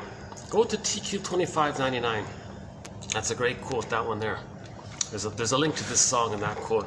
I'll leave the mystery up to you, yeah. TQ2599, that's a great quote. One of my favorites, yeah. Okay, let's go back to our quotes here. So we left off before my laptop froze. We were talking about Masterson. The Search for the Real Self, a great book by James F. Masterson. Great book. He synthesizes developmental theory, object relations theory, and so he talked about the two main relational units. And then we see the present through those relational units. Let's just use those two for now. A person is going to see the world through the lens of those relational units. Okay? And so he's going to orchestrate in the present a reenactment of what created those relational units, thinking that if he reenacts the trauma, somehow magically he can undo the trauma, change the trauma, get the love that he needed in the nursery, and so on. So the idea is to reflect on it. Which relational unit is being enacted, right? So the ro-ru or the wo-ru. The ro-ru or the wo-ru. Now usually the wo-ru triggers the abandonment depression, and then it clicks over to the ro-ru. Right? So you want to self. So the Masterson's summary for this is his axiom: self-activation triggers abandonment depression, which leads to defense. So a person wants to do something real for themselves, something from the real self. It's wounded. They found that they got a glimpse of the real self. They want to support their real self, even if it's just to engage in the healing process, or do something healthy for them, or make better choices. Something from the real self. Okay, that's going to trigger the wo-ru, because when they're doing something from the real, it's going to go back to the template of the memory when the baby had something real and he was rejected. That triggers the wo-ru. Now the baby felt a thing called abandonment depression, an umbrella term for a range of feelings that any baby would feel if they're going to be abandoned or not make it with the mother. Not make it. If there's no mother, the mother's abusing them, they'd feel enraged, shame, helpless, powerless, hopeless, desperate, all these kinds of things. So that's called the abandonment depression. So in the present, it's going to trigger the past. So in the present, if they want to self-activate, it's going to trigger the WORU unit, the WORU relational unit. That'll come up. So self-activation triggers the WORU. Okay? And the abandonment depression is the affect, linking affect between the rejected self and the rejecting mother. It's going to trigger the WORU. Okay? Then, as a defense against that, they're going to engage in some kind of defense mechanism. So that'll click over to the RORU. So when they're down and out, then they might eat a cookie. So them eating the cookie is they're replaying the RORU. Okay? So the RORU is the baby's crying, mother provides a cookie. So they do that for themselves. Like they try to do something for themselves, didn't work out, okay, run to the fridge. That's the RORU kind of thing. And there are other relational units. The enticing mother, the child with great hope, that one there, right? And now ideally we want to support and build what Silas was saying before, that there's a representation of the self that feels supported for their healing, autonomy, and growth and true self, linked to an image of that someone out there was consistently there to support their healing and growth. Not using them for their needs, but was there for them. So the therapist can fill in that role, but it takes time to have that sort of set in. That's why the therapy process needs a kind of interpersonal relationship. Where it's kind of limited just doing it by reading quotes. It's kind of limited like that. You do need a relationship. The relationship is the yin of healing, the knowledge, the talking, that's sort of the yang of it, right? So we need the yin and yang of healing. Next one here. I can see, Shrink says, I can see it's important to you. And I'd rather keep talking it out with you and see what we can learn, rather than make it a hit and run subject where you wind up feeling misunderstood and disconnected. Well, I forgot the context. So maybe the client was triggered and she wanted to brush it under the rug. Oh, hang on. Well, this is important to you. I'd rather we keep talking about this and see what we can learn, rather than making it this one-off little triggering thing, this hit and run. I mean, he was just triggered kind of thing. And then you wind up feeling, you reenacted the abandonment depression, misunderstood, disconnected, and then, you see. So if the client is triggered, let's talk about it, don't brush it under the rug. I think that's basically what he's saying. Okay, next one here. The temptation, there's a real temptation to say this. You're doing to me what your parents did to you. Okay, but he's saying here, not helpful. Especially not in the early months of treatment. Again, I'm not a shrink, I'm not an analyst. I'm reading their quotes, I'm reading their books kind of thing, right? So again, all of these quotes, these are like little clues. We're being a detective here. We're being a psychological existential detective. All of these quotes are like little clues. It's up to each person to be their own detective. Okay, so there's no fixed answer here. These quotes are invitations for mutual exploration. These are like stepping stones for better ideas, guesstimates, hypotheses, brainstorming ideas here. So there's no set kind of fixed thing. Robert Bly says, 30% of what I say is wrong, man. It's up to you to figure it out. Up to you to figure out which. Oh, here's the ad here. Okay, I'm going to imagine here that it says 1001 Windmills of the Mind, Psychoanalytic Psychotherapy's Greatest Hits, buymeacoffee.com/psychoanalysis. Okay, got it in this time. We got it in, yeah. That's the SkyTrain with no ad on it. Next one here. One possible consequence of the client's mourning is a sudden heightened competitiveness. So one of the defense mechanisms one of the manic defenses against the inability to mourn losses is called grandiosity. He was saying here, so if joy and sadness are zooped away, a person can't mourn losses, right? Well, they can't admit it. Like they can't, number one, they can't identify the feeling of sadness, and hence they're going to deny it because they don't have access to sadness. In the Disney film Inside Out, okay, joy and sadness got zooped away. So the person's not going to admit that they're sad. Hence, they're not going to admit that there's a loss. They won't admit the loss because they don't have the feeling of sadness to admit it. So they're going to deny it. Okay. So let's finish up that point. If joy and sadness are frozen or zooped away or petrified, turned to stone, etc., lost, okay, down a tunnel, down a cavern where the light has never shone, locked in a cage, all these images can't find the key. Where's the key? Under mother's pillow. Well, that's a clue, right? So you gotta, under the key under mother's pillow. Okay, I think what that means is everybody over 35 on this second journey gotta pick up the phone and become a psychological detective for their parents. Find out your parents' psycho story. Okay? Number one, find out their favorite joke, their earliest memories. Are they the stinger personality or the clinger? Same with the father. And so on and so forth. One good place to start is Bruce Springsteen on YouTube, Independence Day, Toronto. Listen to the introduction that he gives to that song.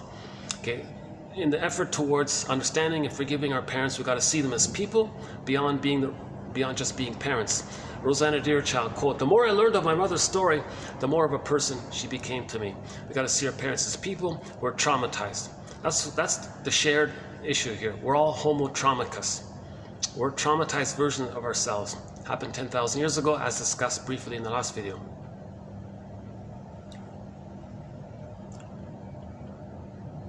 Seeing that we're all traumatized, that's our shared humanity, right? That's Ubuntu. Right? We're all one family and we're all traumatized at the same time. Robert Bly's phrase for this is sibling society. No one had a loving parent, we're all squabbling siblings. Interesting idea about that. I think we have a couple of quotes from that book, do we? Okay, so complicated grief, aggravated grief, the derailment of the grief process, it can lead to melancholia, pathological nostalgia, etc. That's tiring, okay, burnout, soul loss, nervous breakdown, etc. Why? Because when the person does experience a loss, let's say there's a divorce or something, there's a loss, they're going, oh, no, there wasn't. They act like there was no loss because they can't accept it. They can't talk about it. They can't admit it. Robert Bly, back to Robert Bly, he in an audience, he said to a bunch of men, repeat after me. After there was a setup for it. That was a loss. This is a loss. I forgot the grammar. That was a loss. That was a lot. And they were weeping because they never could admit that it was a loss. So I guess they were instructed to think about a loss and they denied it. That was a loss. Say it. That was a loss. And they were all crying because they don't, because the safety of the room, the environment, they trust Robert Bly.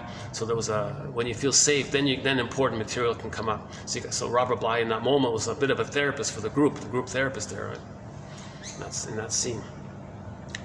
So complicated grief. Okay. So if joy and sadness are zooped away, so we know they don't have the joy side, the enjoying the present. Okay, classical conditioning, they're afraid to feel in the present, enjoy the present. Okay. Now, sadness is also frozen, right? So if the person experiences a loss, oh, here we go, another one. Oh, here, another one here. Okay, 1001, Windmills of the Mind, Psychoanalytic Psychotherapy's Greatest Hits. buymeacoffee.com/psychoanalysis. Heal your soul, build empathy. Find yourself, find your heart. Be like the Tin Man and find your heart.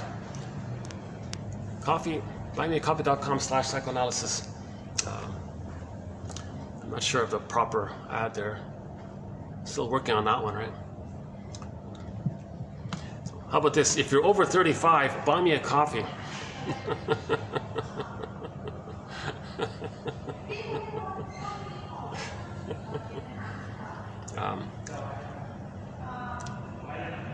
I'm confident this second language is helpful. We did a 5-video run on transference love, the issue of falling in love, that infantile love, the puppy love, the romantic love, passionate love, the spellbound love, that one there about the symbiosis. That's a very helpful 5-video run, 35 to 9. That's a good one.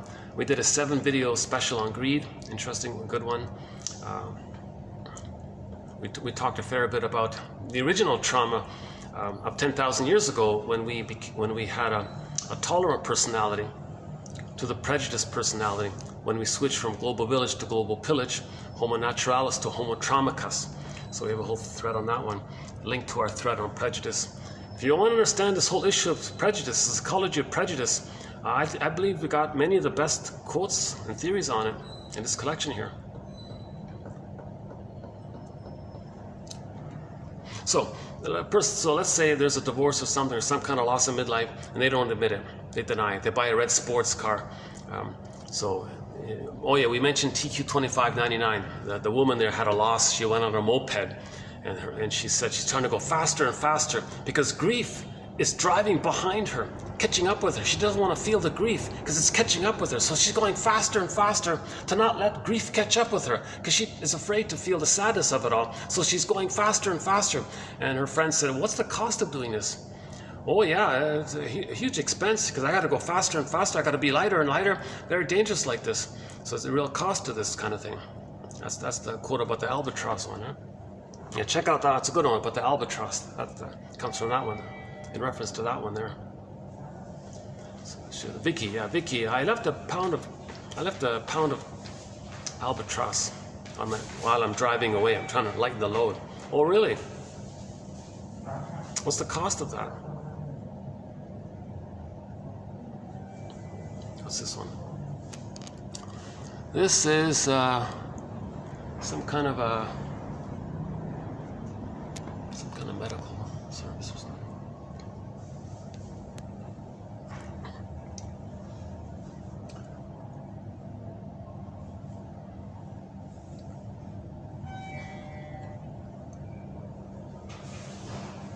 Oh, it's raining again. Oh, okay. Yeah, there's the umbrellas. Okay. Oh, there are the raincoats. Okay. Okay, I think I better start to wind down here.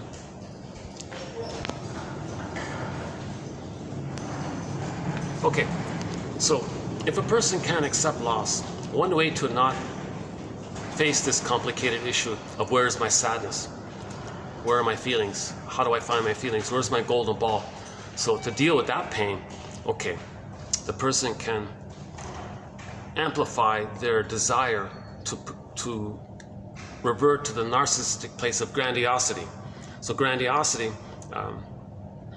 makes you feel above it all. You're so important, don't need you. Sour grapes, not important. It allows you to say, well, if I'm so important, then the loss wasn't that important. Because look, I'm so important. That means the loss wasn't important.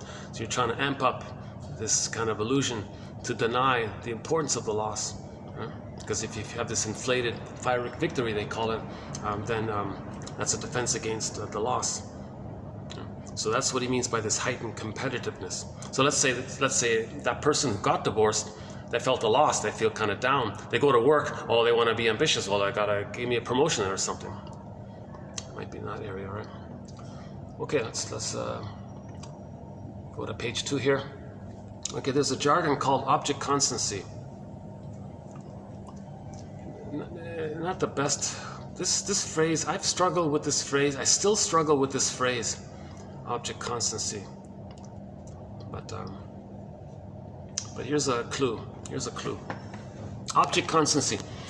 We believe the problem for the child is not whether mother will leave, but whether she will still be there if the child moves away.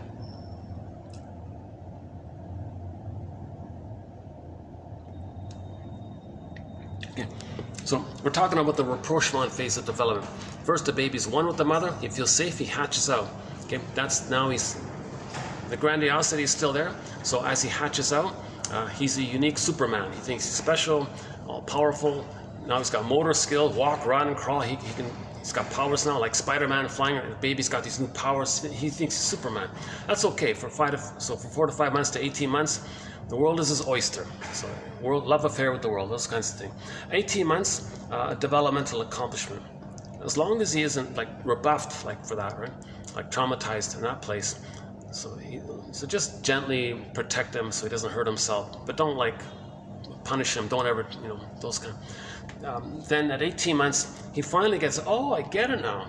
Oh, I see. I'm not a little god. Not everything's about me. I'm like a little person, and everyone else is like people too. And they got their feeling self, and they're traumatized too, and they got their emotions and feelings and needs and ontological self and identity and wishes and dreams and hopes and wishes for such and such. And I see, so they're people and I'm people. So the child goes, oh my God, now that's the reality of the recognition that he's differentiated and others are differentiated. So he's halfway differentiated at that point. So enter Walt Whitman's poem at 18 months. Now, Voyager, seek thou forth and find. So he's going to be like a little explorer. So as he's exploring, see, before he's just a little god, doesn't care anything. He can do anything he wants. Okay, invincible, all powerful, no worry about consequences. Doesn't think it's going to hurt his mother. Doesn't recognize these kinds of things. Right? But when he's like now into the human area, the feelings and things come in. Right? So he's going to be an explorer, but he hasn't quite individuated yet. Still too early. He's midway. So as he explores, he's going to freak out. Is the mother still around, as just in case? Like, can he go back, touch base, and for emotional refueling? So that's called the rapprochement phase, where the child runs back to his mother, touches base. Sometimes the mother does communicative matching. Oh, I smell. What is this? This is odd, like a paint smell or something. Some kind of paint. Somebody painting or something. Okay. I'll be finished in about 30 minutes. Maybe 30 minutes.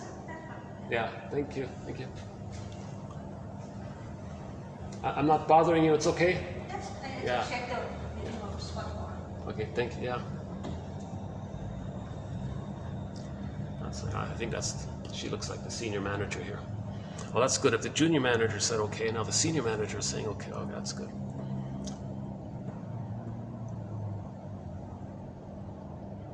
Well, this restaurant will definitely be my like on my birthday. I'll come here. This is like my this place is turning to be sort of like my temporary.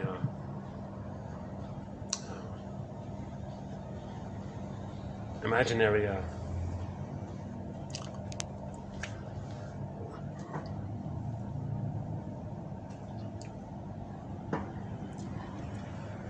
okay, where were we here? Okay, the rapprochement phase. So the role of the mother is to provide the fusion. Okay, the reverie, the attunement, the safety, emotional feeding, the witnessing.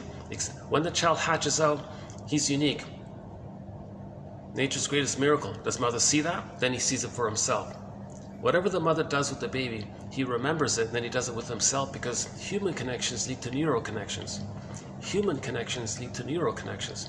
So if the mother sees the child, sees, hears, feels, soothes the child, he has those memories, it gets set in there, and he can do those things for himself. Well, here it is again. Okay, 1001, Windmills of the Mind, Psychoanalytic Psychotherapy's Greatest Hits, buymeacoffee.com/psychoanalysis. Build a nest. Be like Dorothy. Well, how about that? Be like Dorothy. Buy me a coffee. Still searching for a good ad. Okay, so this quote is in reference to this. We believe the problem for the child is not whether the mother will leave, but whether she will still be there if the child moves away. The child develops confidence that the mother is continuously available through repeated experiences of successfully separating and reuniting with her. So the mother can't rebuff the child. When the child's an explorer and he freaks out, runs back, "Mother, I'm scared," and he clings to the mother for a little while. The mother can't say, "Oh, leave me alone now. Don't do this. Don't come to me anymore. You're old enough on yourself now. Don't be a baby," or, No, that's a rebuff. He'll be traumatized there. Then he doesn't grow up. He doesn't achieve a psychological birth. See, then he'll go through life without feeling okay. He'll say, "I'm not okay, and others okay." And he'll always look for others to be okay, to support his development. He's going to replay that kind of thing. So the mother shouldn't rebuff him during that time.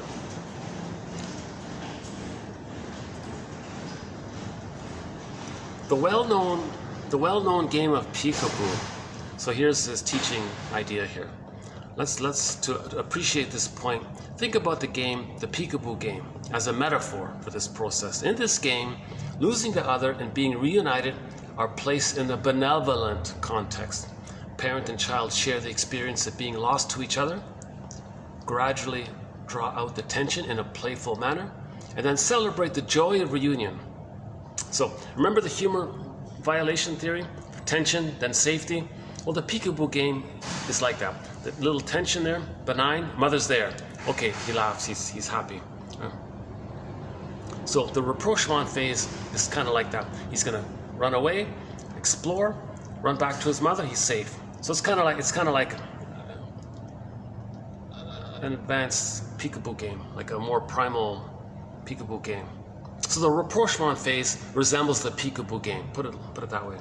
The benevolence of this peekaboo game experience comes from the child's being allowed to participate. Now the child is allowed to actively participate in the process rather than be restricted to the role of victim. So now sometimes the child can play, so the child might cover the mother's eyes or something, play peekaboo. So now the child's active in this game. So he's not just always a one-sided thing. The two of them can play peekaboo back and forth with each other. The tension is kept at a level the child can tolerate. Yeah, so there's no it's not overwhelming at this point, right? But between 18 months and 36 months, the child can be traumatized. There is a lot of attention there. There's a lot of tension, fear there. If the child explores and comes back and the mother says, "Get out of my way," kind of thing. Whoa, he'll be frozen there. So in the peekaboo game, there's a safety in there. Well, allow that safety in the rapprochement phase. So when the child does the primal peekaboo of exploring and coming back, mother's got to be there. The child freaks out, runs back. Hey, look at the painting I drew here. Look at the painting I drew, Father. Yeah, we see it in the music video. Because of you, the father throws the painting to the child. Right? Similar idea. So if the mother and the father throw the painting away, that's sort of like a rebuff, like a rejection of their exploration. Then the child thinks, to explore, to know myself, gets rejection. I can't explore, I can't know myself, so they're frozen there. See? So we can learn from that peekaboo game. Okay, next one here. The next two are from Margaret Clark, I mentioned earlier here. Okay, whenever we talk about the psychoanalysis of religion, I'm talking about it from the plunder side. Religion being a tool of the plunder system. I'm not going to redo the whole thing about how that is, but religion is considered a tool of the pillage system. TQ 1203. Can I refer you to 1203? I'm pretty sure that's the right one. That's a good starting place for this quote. How religion is a tool for the pillage system that began 10,000 years ago to prevent healing, to keep people traumatized and either or thinking. So religion, from the pillagings, from the aggressors, the short seller side, the pillagings, the colonizer side, right? Still going on. Oh my God. There was an interview, indigenous lawyer said, there was a case recently, and the judge said, well, in 1400, the pillage law was made that if people with a shade of beige tone of skin find something that belongs to those with a shade of brown tone of skin, well, then it belongs to those with the shade of beige tone of skin. Whoa. And they're still doing it, still on the books. And I remember indigenous people, aren't you going to... So, and there was a comedy about it, take it up with the Pope, so that someone actually took it up. And they didn't change it. It's still there. Unbelievable. Unbelievable. So the prejudice is entrenched in the pillage system, in the plunder system. Yeah. Newcomb. His name was Newcomb. I think it's, if you type in Newcomb, indigenous lawyer, I think that's the guy.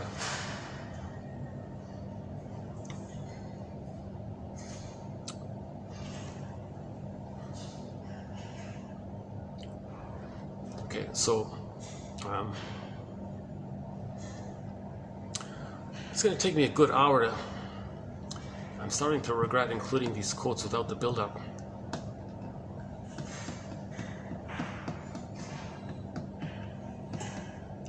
So religion prevents healing.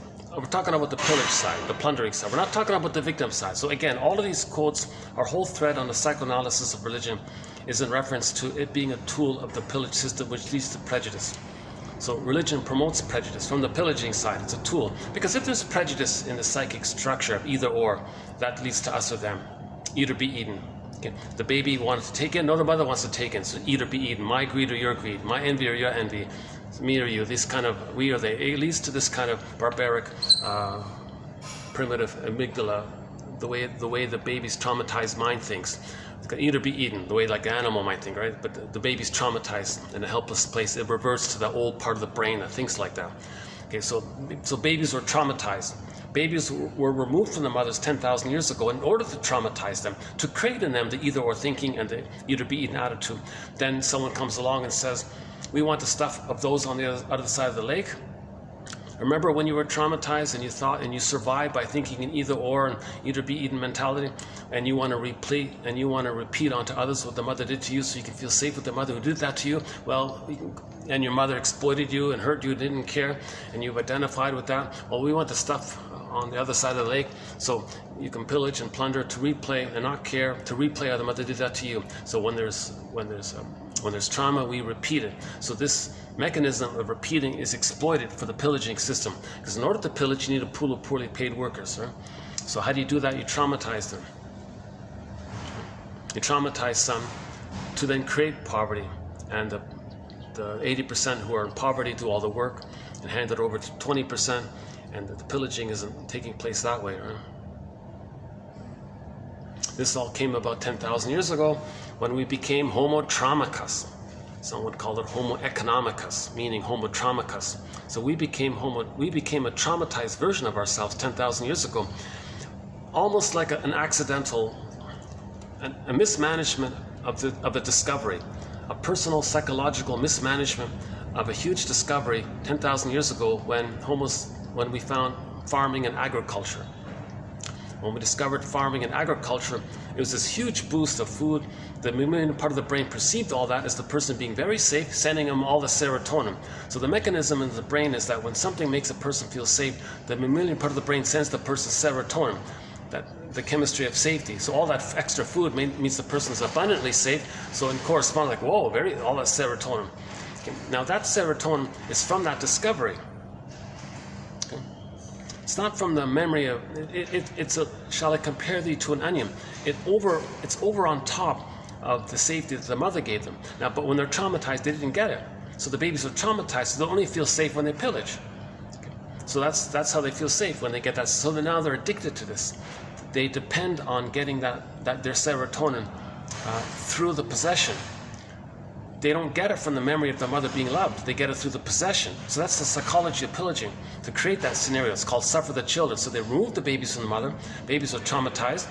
Okay, so that's the either or thinking, goddess and demon imagery. So the baby's brain is goddess and demon, either or. Right? And then the barbaric, I didn't eat the mother. They wanted to be the hungry wolf. The mother's the hungry wolf. So they either eat, be eaten attitude, plus the perception of either or, useful or forget it, survival mentality, grandiosity, and all the manic defenses. So this psychology was created in order to create what's called the prejudiced personality. The prejudiced personality is needed to get people to treat people badly because they were treated badly when they were removed. So whoever removed the babies first on, baby thinks the mother did it. The baby can't distinguish who did it. They just say the mother did it. Some stranger did it. Some frightening thing did it. Okay, so they fly that boogeyman image onto others. Okay, they identify with them. They see the victimness. They see them as a victim onto others. Identify with the frightening image. Then when they hurt others, they say that the victim is the one that just hurt them. Doublethink. That's a huge area about doublethink. They can act the aggressor, feel like the victim, and say that the victim is the aggressor onto them. So that's part of the pillaging system.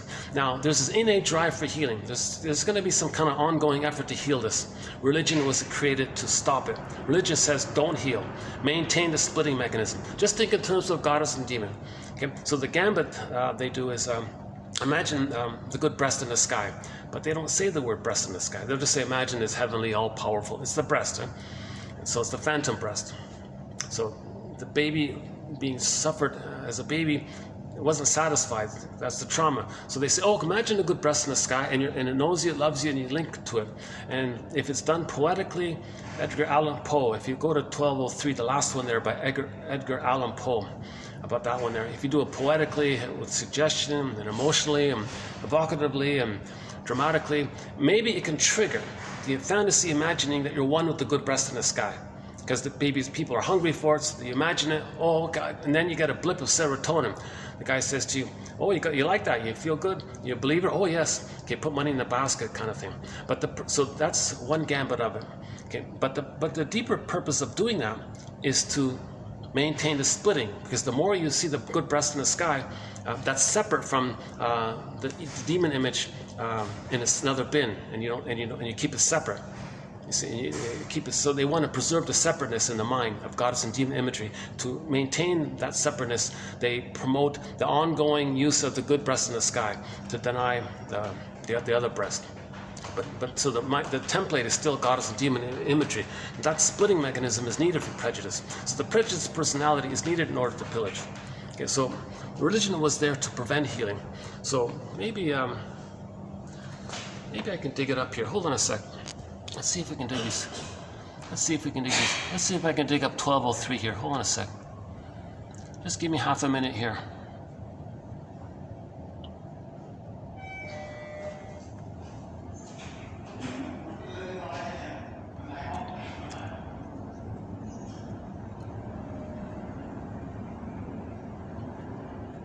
Brody, yeah, some good quotes from Bruce Brody. Very important one. Oh my God, yeah, a lot of great quotes here. Jeez, you got, oh my God, you got okay, here are the transference love quotes. Transference love is dominated by repetition compulsion. Transference love, a case of infantile love masquerading as love. Transference love connects the present to the past.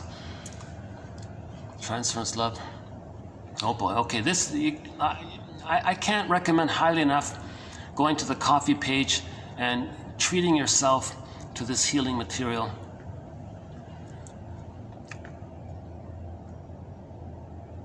To this therapeutic, Keeson, 2291. I can't recommend this highly enough. Morton Keeson, TQ 2291. That's a very, very important one. 2291 and 2. 91 and 2. Okay, 2119. Paul Libby Russell, another key pillar quote here.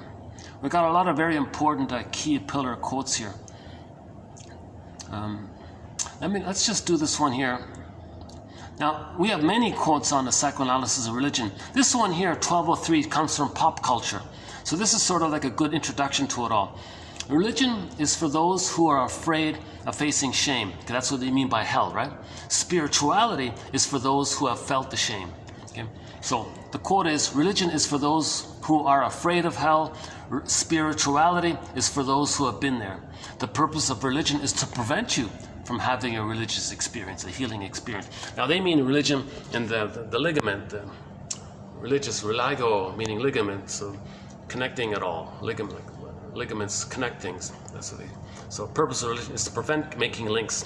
The purpose of religion is to prevent making the links. The speaker at the podium, is not going to tell you about the phantom placenta or the phantom breast in the sky, and they're not going to make you aware of the splitting mechanism. They want to promote the splitting mechanism by getting you addicted to the fantasy of the breast in the sky, and then you don't want to bother. You feel so good by that in the moment. Right? They don't want you to resolve splitting, because that's healing. The purpose of religion is to prevent healing. The purpose of religion is to maintain this prejudiced personality, because that's a tool of the pillage system. You need prejudice to pillage.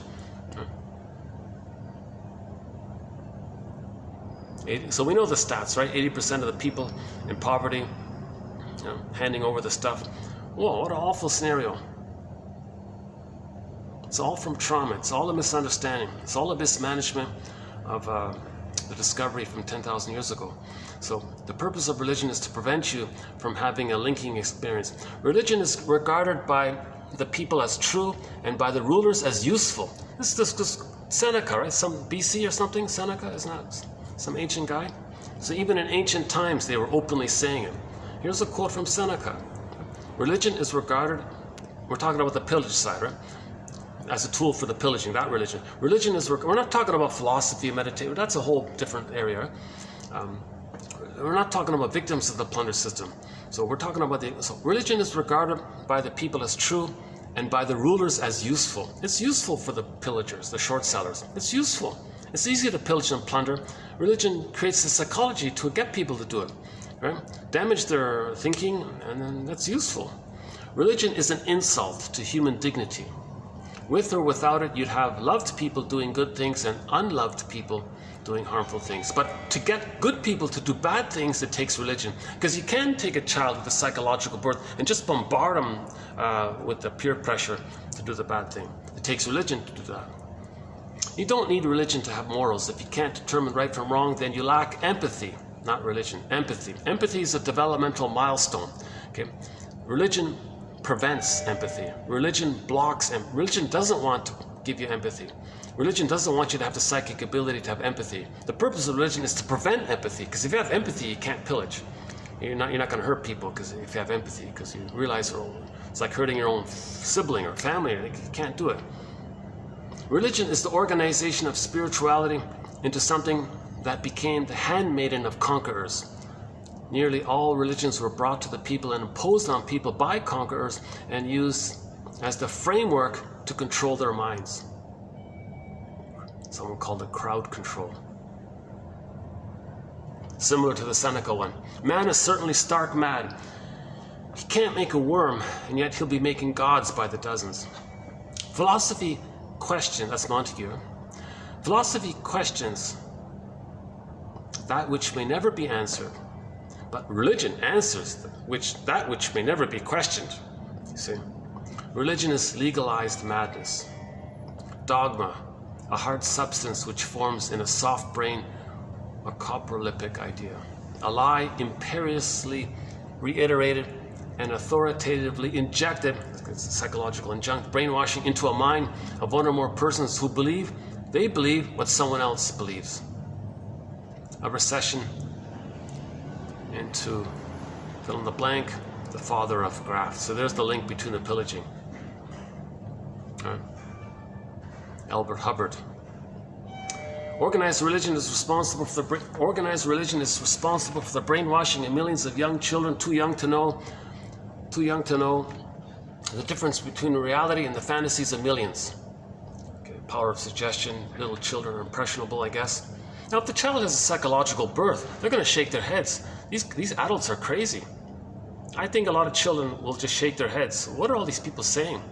I think a lot of children who do get the psychological birth, go through the schooling system, they're just going to shake their heads the whole time. Indigenous people are human beings. You're trying to tell me that something other than that? They're going to shake their heads. They're going to say no if they have the empathy. If the children have the psychological birth, the brainwashing of the school, 18 years, 19 years of schooling, I don't think they'll do it. Oops, hold on a second. Let's get this back up here.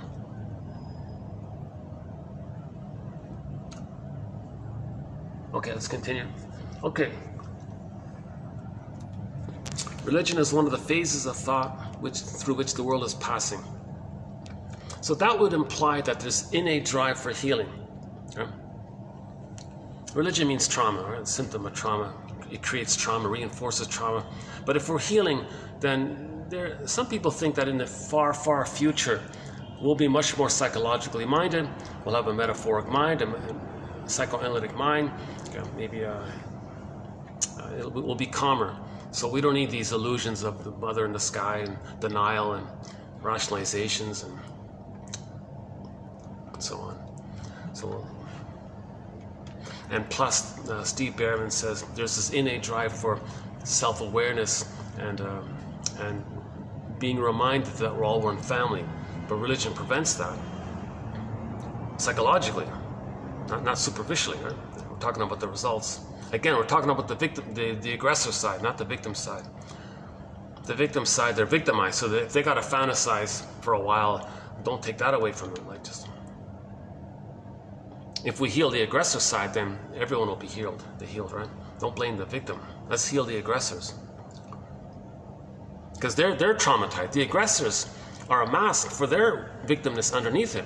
Their aggressiveness is a mask for the underlying victimness because they can't feel the underlying victimness. So again, the victim triangle, victim, aggressor, rescuer one, but all three are victims underneath. But the aggressor one is the mask for the underlying victimness. So they're all victims. That's why it's called the victim triangle, updated from the Karpman triangle. It's really called the victim triangle. They're all victims. So the aggressor is a victim underneath. Shall I compare thee to an onion? So the grandiosity and the hurting others, that means the mother hurt them. Okay. That's a defense against not feeling how the mother hurt them, because they're going to say that the victim they hurt is the one that hurts them, protecting the mother who hurt them. You see, so they're still a victim. So-called Pyrrhic victory, I guess. I'm not sure if that's the right word for it. But every religion is true on the inside when understood metaphorically, but when it gets stuck in its own metaphors, interpreting them as facts, then there's the Joseph Campbell. All right.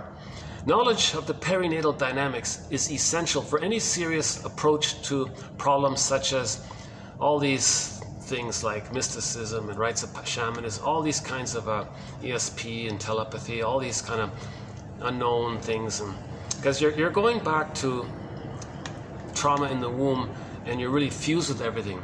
That leads to all this connection to the unknown primary process thinking. So he's saying that if you understand all these mysterious things, you got to look at the fusion, and you got to look at this area of trauma during symbiosis in the womb or at birth or shortly afterwards.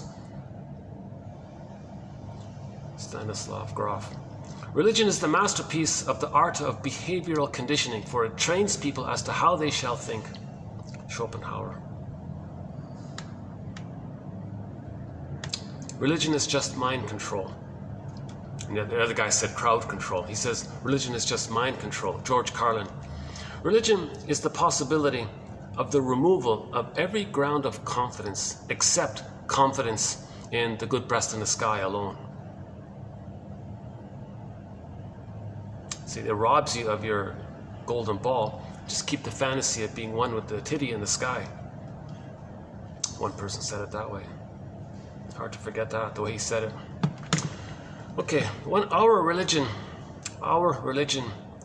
is made so as to wipe out vices. Okay, repression, right? Don't talk about your trauma. Just keep it repressed. Keep it repressed. Cover it up and nourish it. Okay, keep it buried, and then one day someone will come along and incite it. That's the purpose of it. Religion is okay. Next one here. Another from Montague. Okay, religion is a crutch that is shackled to you, one you never really needed in the first place, but were convinced by others that you couldn't live without. Once you discover it's only an illusion, that it's not even a real crutch, you discard it gladly. All religion, my friend, is simply evolved out of fraud, fear, greed, imagination, and poetry. That's the Edgar Allan Poe one I mentioned earlier. And there's a lot. That's just the introduction to it. That's just the introduction. And then we go into the deeper areas of the psychoanalysis, the projection, and so on. Actually, this is the quote that got started. Altman and team. This is the quote that sort of got me started. Because originally, when I started this, I wasn't going to do the religion thing. But then this quote came along, and then I thought, okay, I got to be more balanced here. So this is back to 1124, TQ 1124. This one sort of started the whole thing.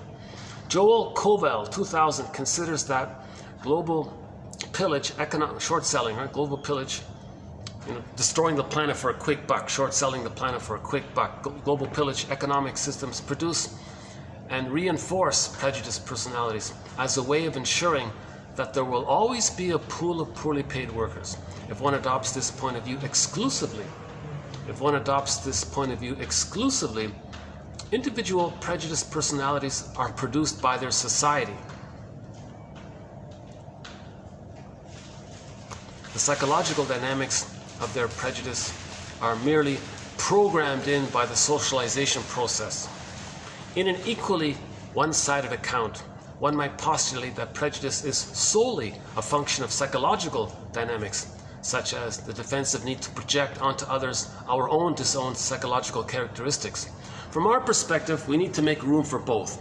So that was the birth of our thread on prejudice, being the psychological dynamics of prejudice and stranger anxiety and so on, and the sociological factors that entrench it, and it loops around, right? So the sociological factor was the discovery, then it led to the internal dynamics. Yeah. So it loops around like that. So we look at the sociological factors that like religion, that maintain the psychological trauma dynamics. Okay. So the sociological factors created the psychological dynamics, okay. And then it creates the sociological factors that again maintain that trauma. We're homotraumicus. Okay. So we look at PR and advertising and all the rhetoric and the lies and the tricks, and so we talk about propaganda and logical fallacies that maintain the prejudice. Okay, so religion is one of them, as a tool for the pillage system. So that was a key one there. 2100. Here's the one about the breast one. Yeah. Quote: What am I even at the best when an infant sucking the milk thou'st given, and feeding upon thee the food that perishes not? Unquote. What we have here is a fusion with the breast, that is, to be sure, succoring, nourishing, loving, protective, but transposed from the mother's body to an invisible agency located in the sky, in another world. Key one there. Transposed. What we have here is a fusion with a breast, that is, to be sure, nourishing, loving, protective, etc., but transposed, displaced, projected, transposed from the mother's body to an invisible agency, an invisible breast in the sky, the phantom breast in the sky. And it goes on like this. So we got a whole batch of quotes in the psychology of religion, right?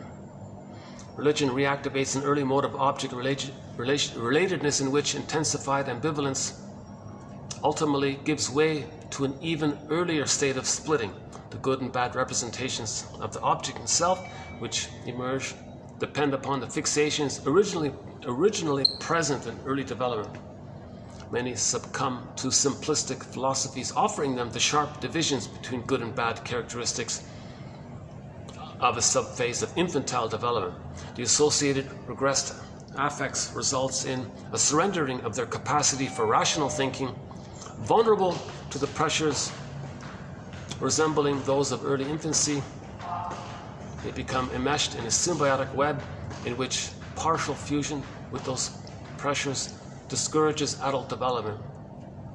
So, don't grow up, in other words. Keep you infantile. And so on.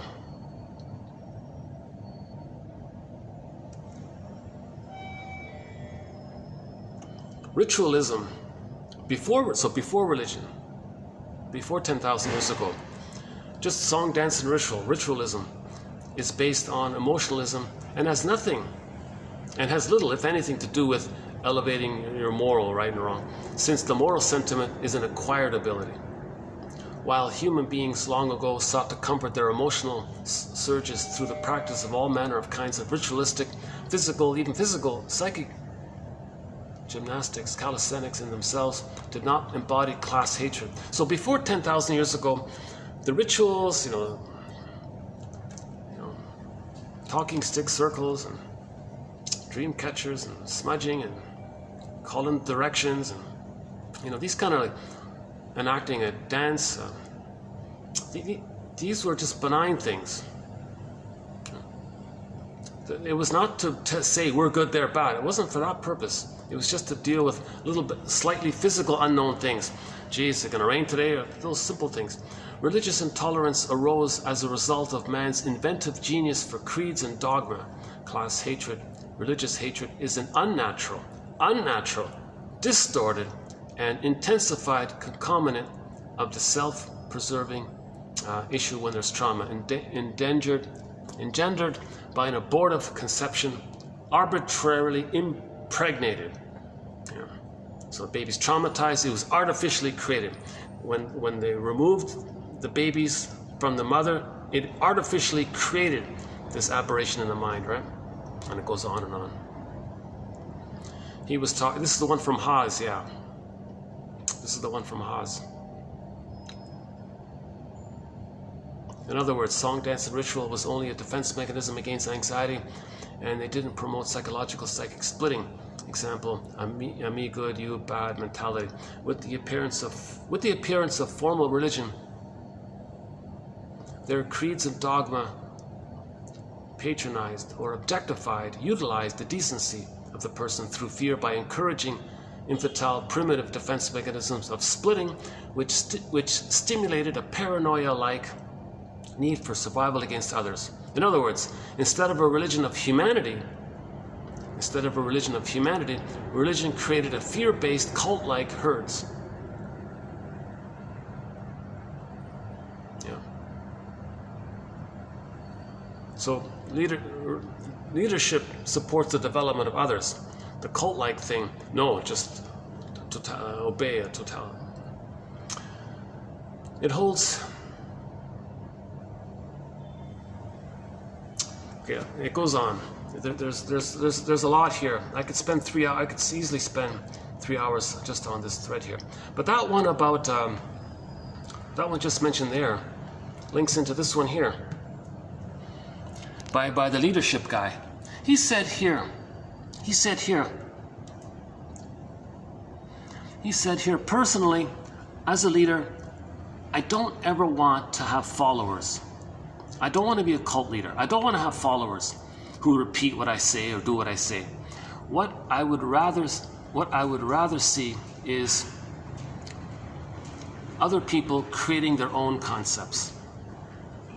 What I would rather see is my successors creating their own concepts. Again, personally, as a leader, I don't want ever to have followers who repeat my teaching or my path. What I would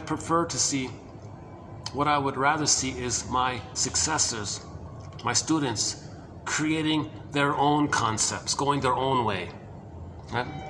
Like flowering their uniqueness.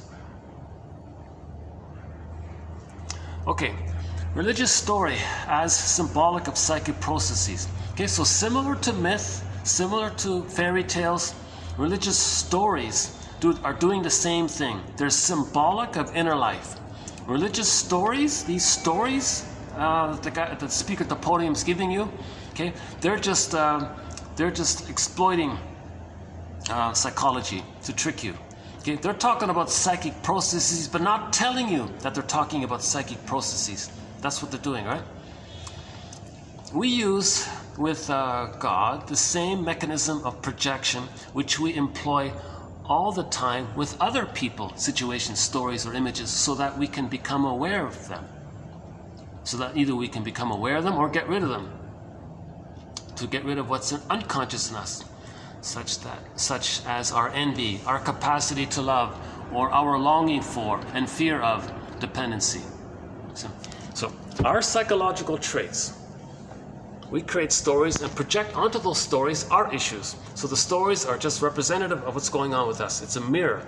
So these myths and fairy tales are mirrors, okay? And these religious stories co-opt these fairy tales and myths, tweak them a bit, you know, and then some bombastic guy shouts at you around it to not make you aware that, and he's not aware himself often, and he's chosen for that purpose, to sound like an authority or something, and you have this uncanny appeal. He seems to know what he's talking about. I feel some uncanny, wow, he knows something. He said, oh yeah, I'm a representative of the pillage system.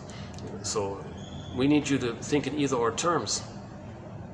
So they co-opt myths and fairy tales. In other words, take a fairy tale, tweak it a bit, and you can invent, you see, that's all what they did. That's why that's the gambit. Because we project. All of us have repressed stuff, right? All of us have repressed whatever it is. Need for love, longing for love, fear of love. We have these repressed things. So innate drive for healing, we want recognition of it. So we create a story so we can see it outwardly to know that it's within. Projection is the means of knowing that it's within. But the speaker at the podium wants you to project and not know that you're projecting. They want you to project and not know that you're projecting. Then you're not healing. If he tells you that you're projecting, then maybe you can heal. Okay, so projection is the means of bringing repressed material to consciousness. That's the therapeutic area. But in these tricks, they get you to project and then make you mystify you, and you're confused and you're spellbound by this. Okay, next one here.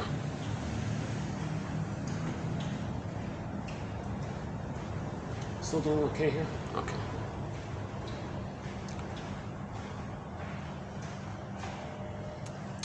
Okay, I have no quotes from Mr. Jung here, but Margaret Clark mentioned Jung.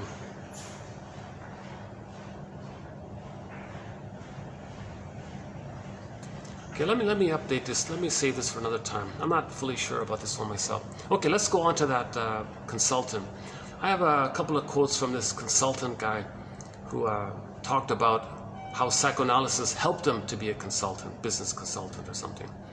So he's the guy that said that he doesn't want followers. He doesn't want to be like a guru or something. He wants to support. He said, oh yeah, he says like a shrink, he wants to be a midwife. He doesn't want to tell people what to do. He doesn't want to rescue you. He doesn't want to be your mother. He wants to be a midwife, just to create the conditions to help the baby to be born, kind of thing, right? A person who enters into the rescuer role becomes a persecutor and leaves as a victim, he said.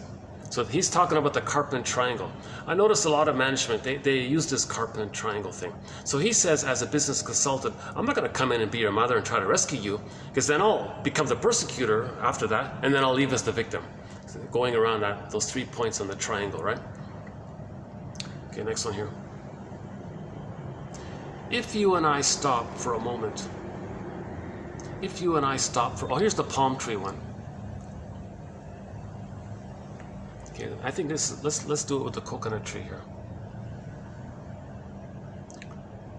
I'm embarrassed to say this, I'm not fully sure if this is a, oh, this is a coconut, this is not a palm tree, this is a coconut tree.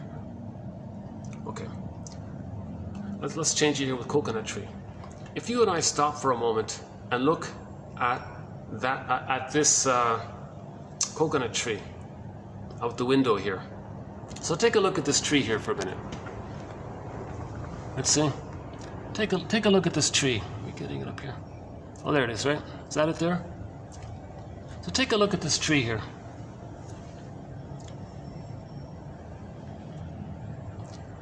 Okay? Each of us will describe the tree in a different way. So how I describe the tree and how you, dear imaginary viewer, might describe this tree, or possible real viewer in the future, whoever might be participating in this exercise here, however you, dear viewer, might be interpreting this tree will be one way, and I might interpret this tree in another way, right? In fact, this tree is not only what you say it is, and what I say it is also, it's also many other things that we both miss out in our descriptions. So this is what differentiates a leader from like a guru thing, the head of a sect, he says here. Okay? The tree, we have many possible interpretations, which in the context of leadership is never fixed. We're open to seeing the different sides. We're open to how you see it, how they see it, how he sees it.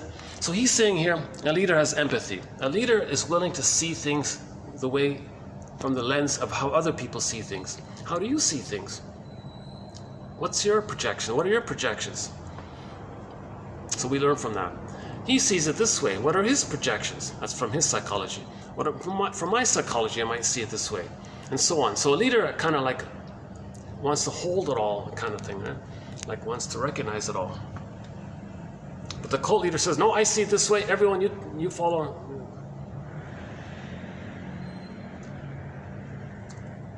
The last one here from Steve Behrman, the New Age comic, saying something serious here. So in conclusion, in studying the patterns of evolution, every phase of evolution, Bruce Lipton says, means greater awareness and greater realization that we're all the way we had it originally, that we're all one family. So we're getting greater realization, we're getting greater awareness, the age of empathy. That means with the age of empathy, greater awareness, that's the natural evolution. Okay? Our natural state is to cooperate, we're all one family. and that leads to greater recognition that we're all one family. Hence, I'm okay, you're okay. Love your wounded neighbor with your wounded heart. Have empathy for yourself and others. That's the natural pattern of evolutionary. Because in every phase of evolution, his example was in the beginning, it was just one cell. And for millions of years or whatever, there were just one cells. The interviewer said she was complaining that she was single, she felt lonely. So he used that one there. That cell got lonely, he was tired of being single. So the cell divided, now the two cells.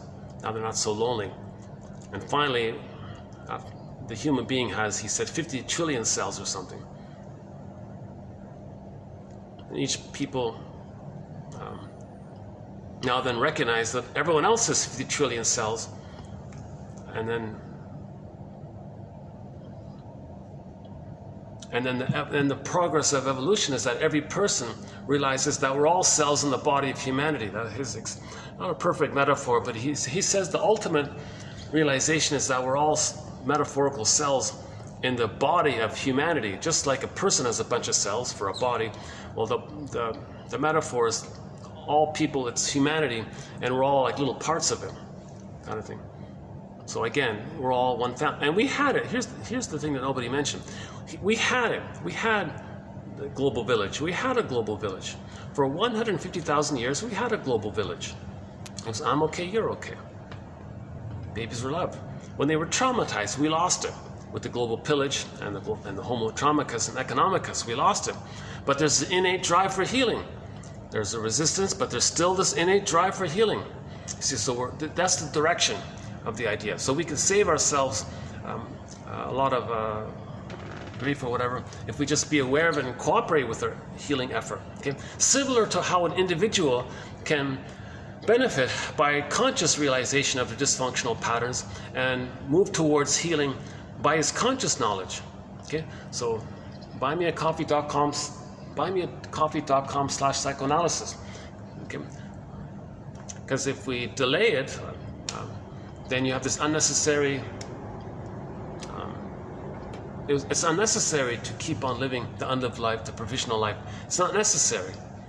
It's not necessary for the flea to still think he can't jump out of the jar, or the elephant to break the post. It's not necessary for him to still think that the past is he's wasting time. So that's the unlived life. It's not necessary to live the unlived life.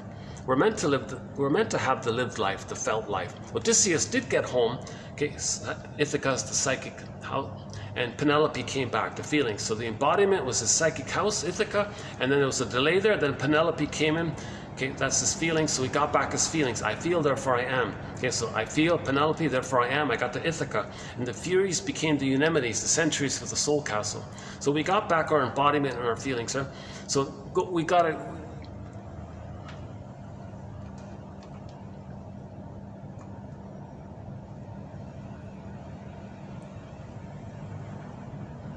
So we want to mourn the loss of all that time of living without the golden ball.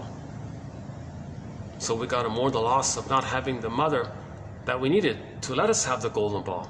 So we got to do a lot of mourning work here.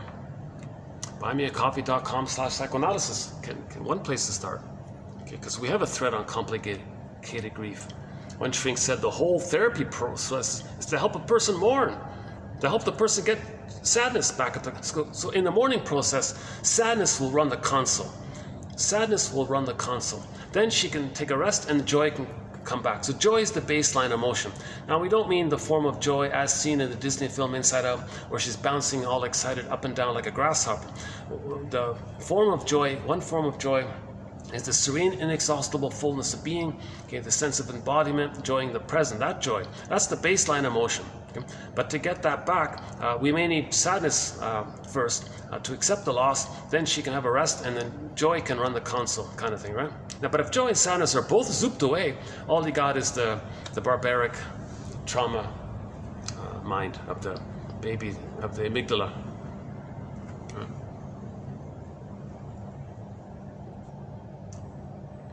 Yeah, so the shrink said the purpose of therapy is to help a person to mourn and heal. Oh, I see, maybe. Today's Tuesday, Monday, Tuesday.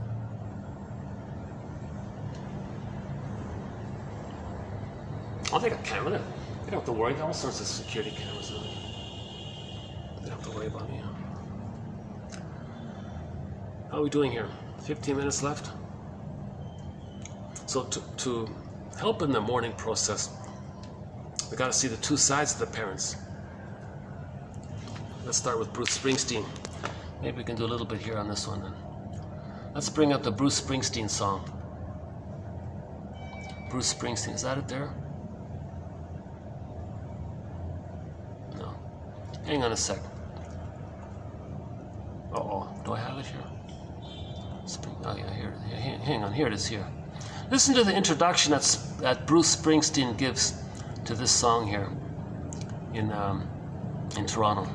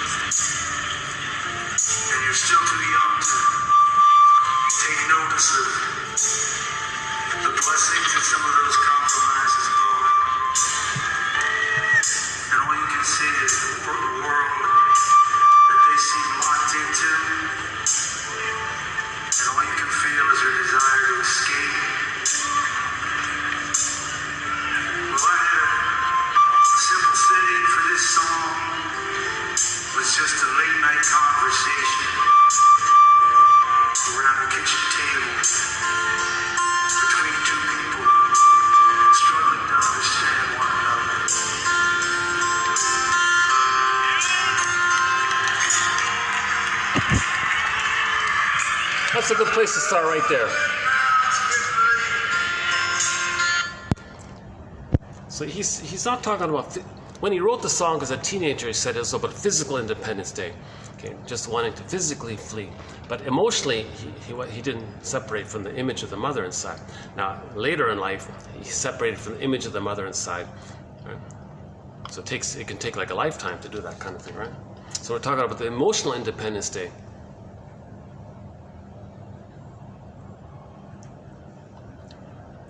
So in order to do that, we got to forgive the mother as a backup modality. When the mother didn't love the person, we got to forgive them. Hence, needing all this knowledge. We need this knowledge and understanding to forgive the mother. If we understand repetition compulsion, how when a person is traumatized, they're in this phenomena of that they're in pain. Put it this way: the parents who are traumatized are in pain. They're trying to get out of the pain, so they're going to reenact what caused that pain in the present with others, to replay it and recreate it, thinking that somehow they can undo it, change it, and so on. So there's a little bit of empathy there if we understand repetition compulsion. Like he says here, there were still some blessings in a dysfunctional home. We didn't realize it. So there were still some blessings. We don't get it yet. We're just maybe too angry, kind of thing, or too much in denial, called reaction formation. Oh, mother's perfect, best chicken cook in the world, or whatever it is. So there's a reaction. So reaction formation is over idealization, the splitting. If someone has an over idealization of their parents, oh, they were the best. I'm telling you, I heard all these stories. No, my father, my mother, they were the best, the greatest. Number one, and they go on and on, they idealize the parents. That's a reaction formation of the splitting. The truth is the opposite, but they flip it. It's a defense mechanism known as reaction formation. The truth is the opposite, but they can't feel it. But to stay in touch with the truth of the opposite, they flip it and say it in reverse, because of the splitting mechanism. And the need and of course the need to see the parents in a positive light. All children need to see the parents in a positive light. So an over-idealization is still that ongoing attempt that every baby needs to see the parents in a positive light to survive. So they're sort of stuck there. So the ability to see the two sides of the parents comes when the mother loves the baby. But if they can't see the two sides of the parents, they use splitting. So we ourselves are tasked to see the two sides of the parents. So you pick up the phone. One theory is pick up the phone, and for everyone over 35 picks up the phone and finds out their parents' favorite jokes. For example, that interview, the guy with the bully pattern, that a verbally abusive guy towards Behrman, his sense of humor is Schadenfreude.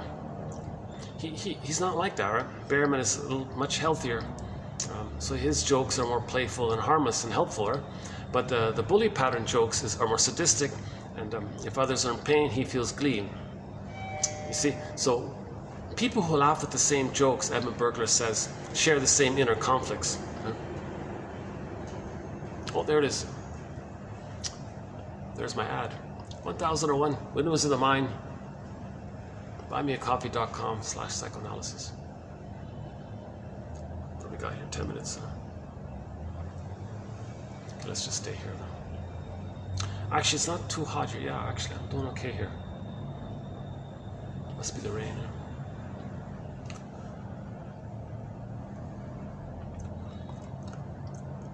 Which parent is more gamey? Who's more manipulative? Who lies? Who does all these duplicity, tricky things?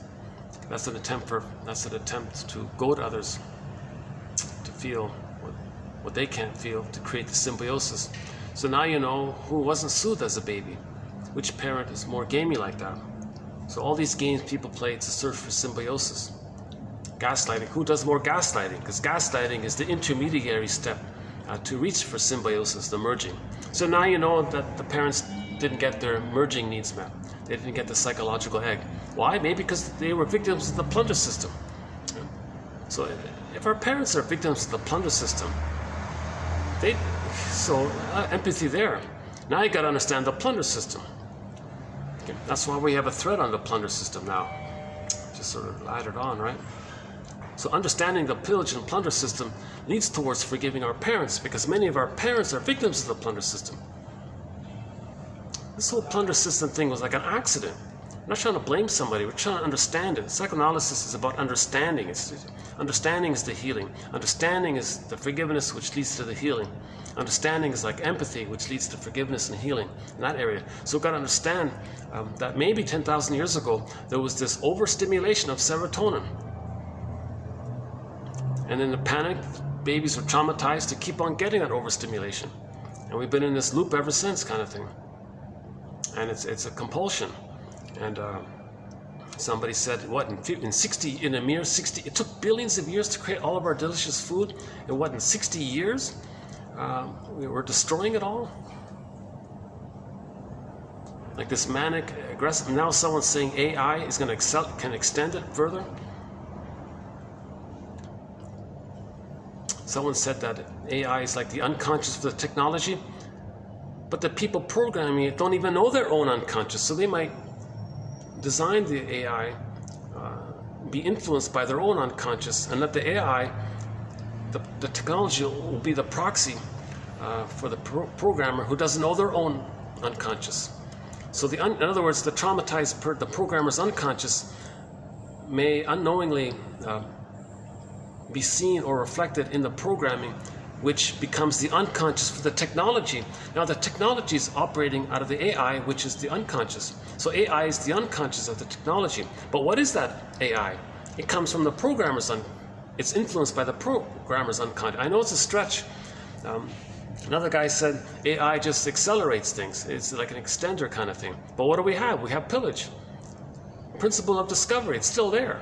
AI might just elaborate on it. Indigenous people are genuinely, legitimately, absolutely correct, I think, in their desperate things they're saying when they go on camera. One recently said, "What are you doing to us? What are you doing? You're creating all these conditions for us. We can't do this, we can't do that. And now you dump alcohol, and now all these traps you're setting, or this is because the thing is still on the books. The prejudice is still on the books. Well, if those with the shade of beige tone of skin find something that belongs to, that is related to those with a shade of brown tone of skin, well, it belongs to those with a shade of beige tone of skin. They totally denied the humanity of those with a shade of brown tone of skin, because the baby felt that his humanity was denied. If the baby feels his humanity, so trauma does that. Baby being traumatized, he believes the belief that his humanity was denied by the aggressor. He identifies with the aggressor, so that's a communication. So this barbaric thing called the principle of discovery, from the religion, from the religion is connected with the pillaging. Religion, it's Albert Hubbard said they're the same basically. Religion and all that, the pillaging. So that's a sign of trauma. Saying such a thing, that's a sign of trauma. Anybody with prejudice, that's a sign of trauma. Anybody with me good, you bad, we, they, us, them, people in Tower A are good, but people in Tower B are all bad. These kinds of, this tendency to kind of see things in this very dichotomous, bipolar way, because that stems from the template that when the baby's traumatized, he sees things and useful or forget it. Like either or. That's how babies are coping with trauma. And it's frozen there, so certain percent, I don't know, 40% of the people, yeah, roughly 40% of the people, no, not that much, maybe 25% of the people might be having that, you know. Maybe another 25% have it under stress, another 40% don't really have it, and only maybe 10% see I'm okay, you're okay, something like that.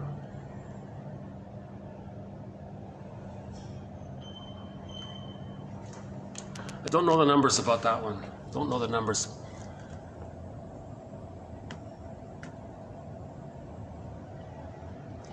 Yesterday we played a cover song of Just What I Needed.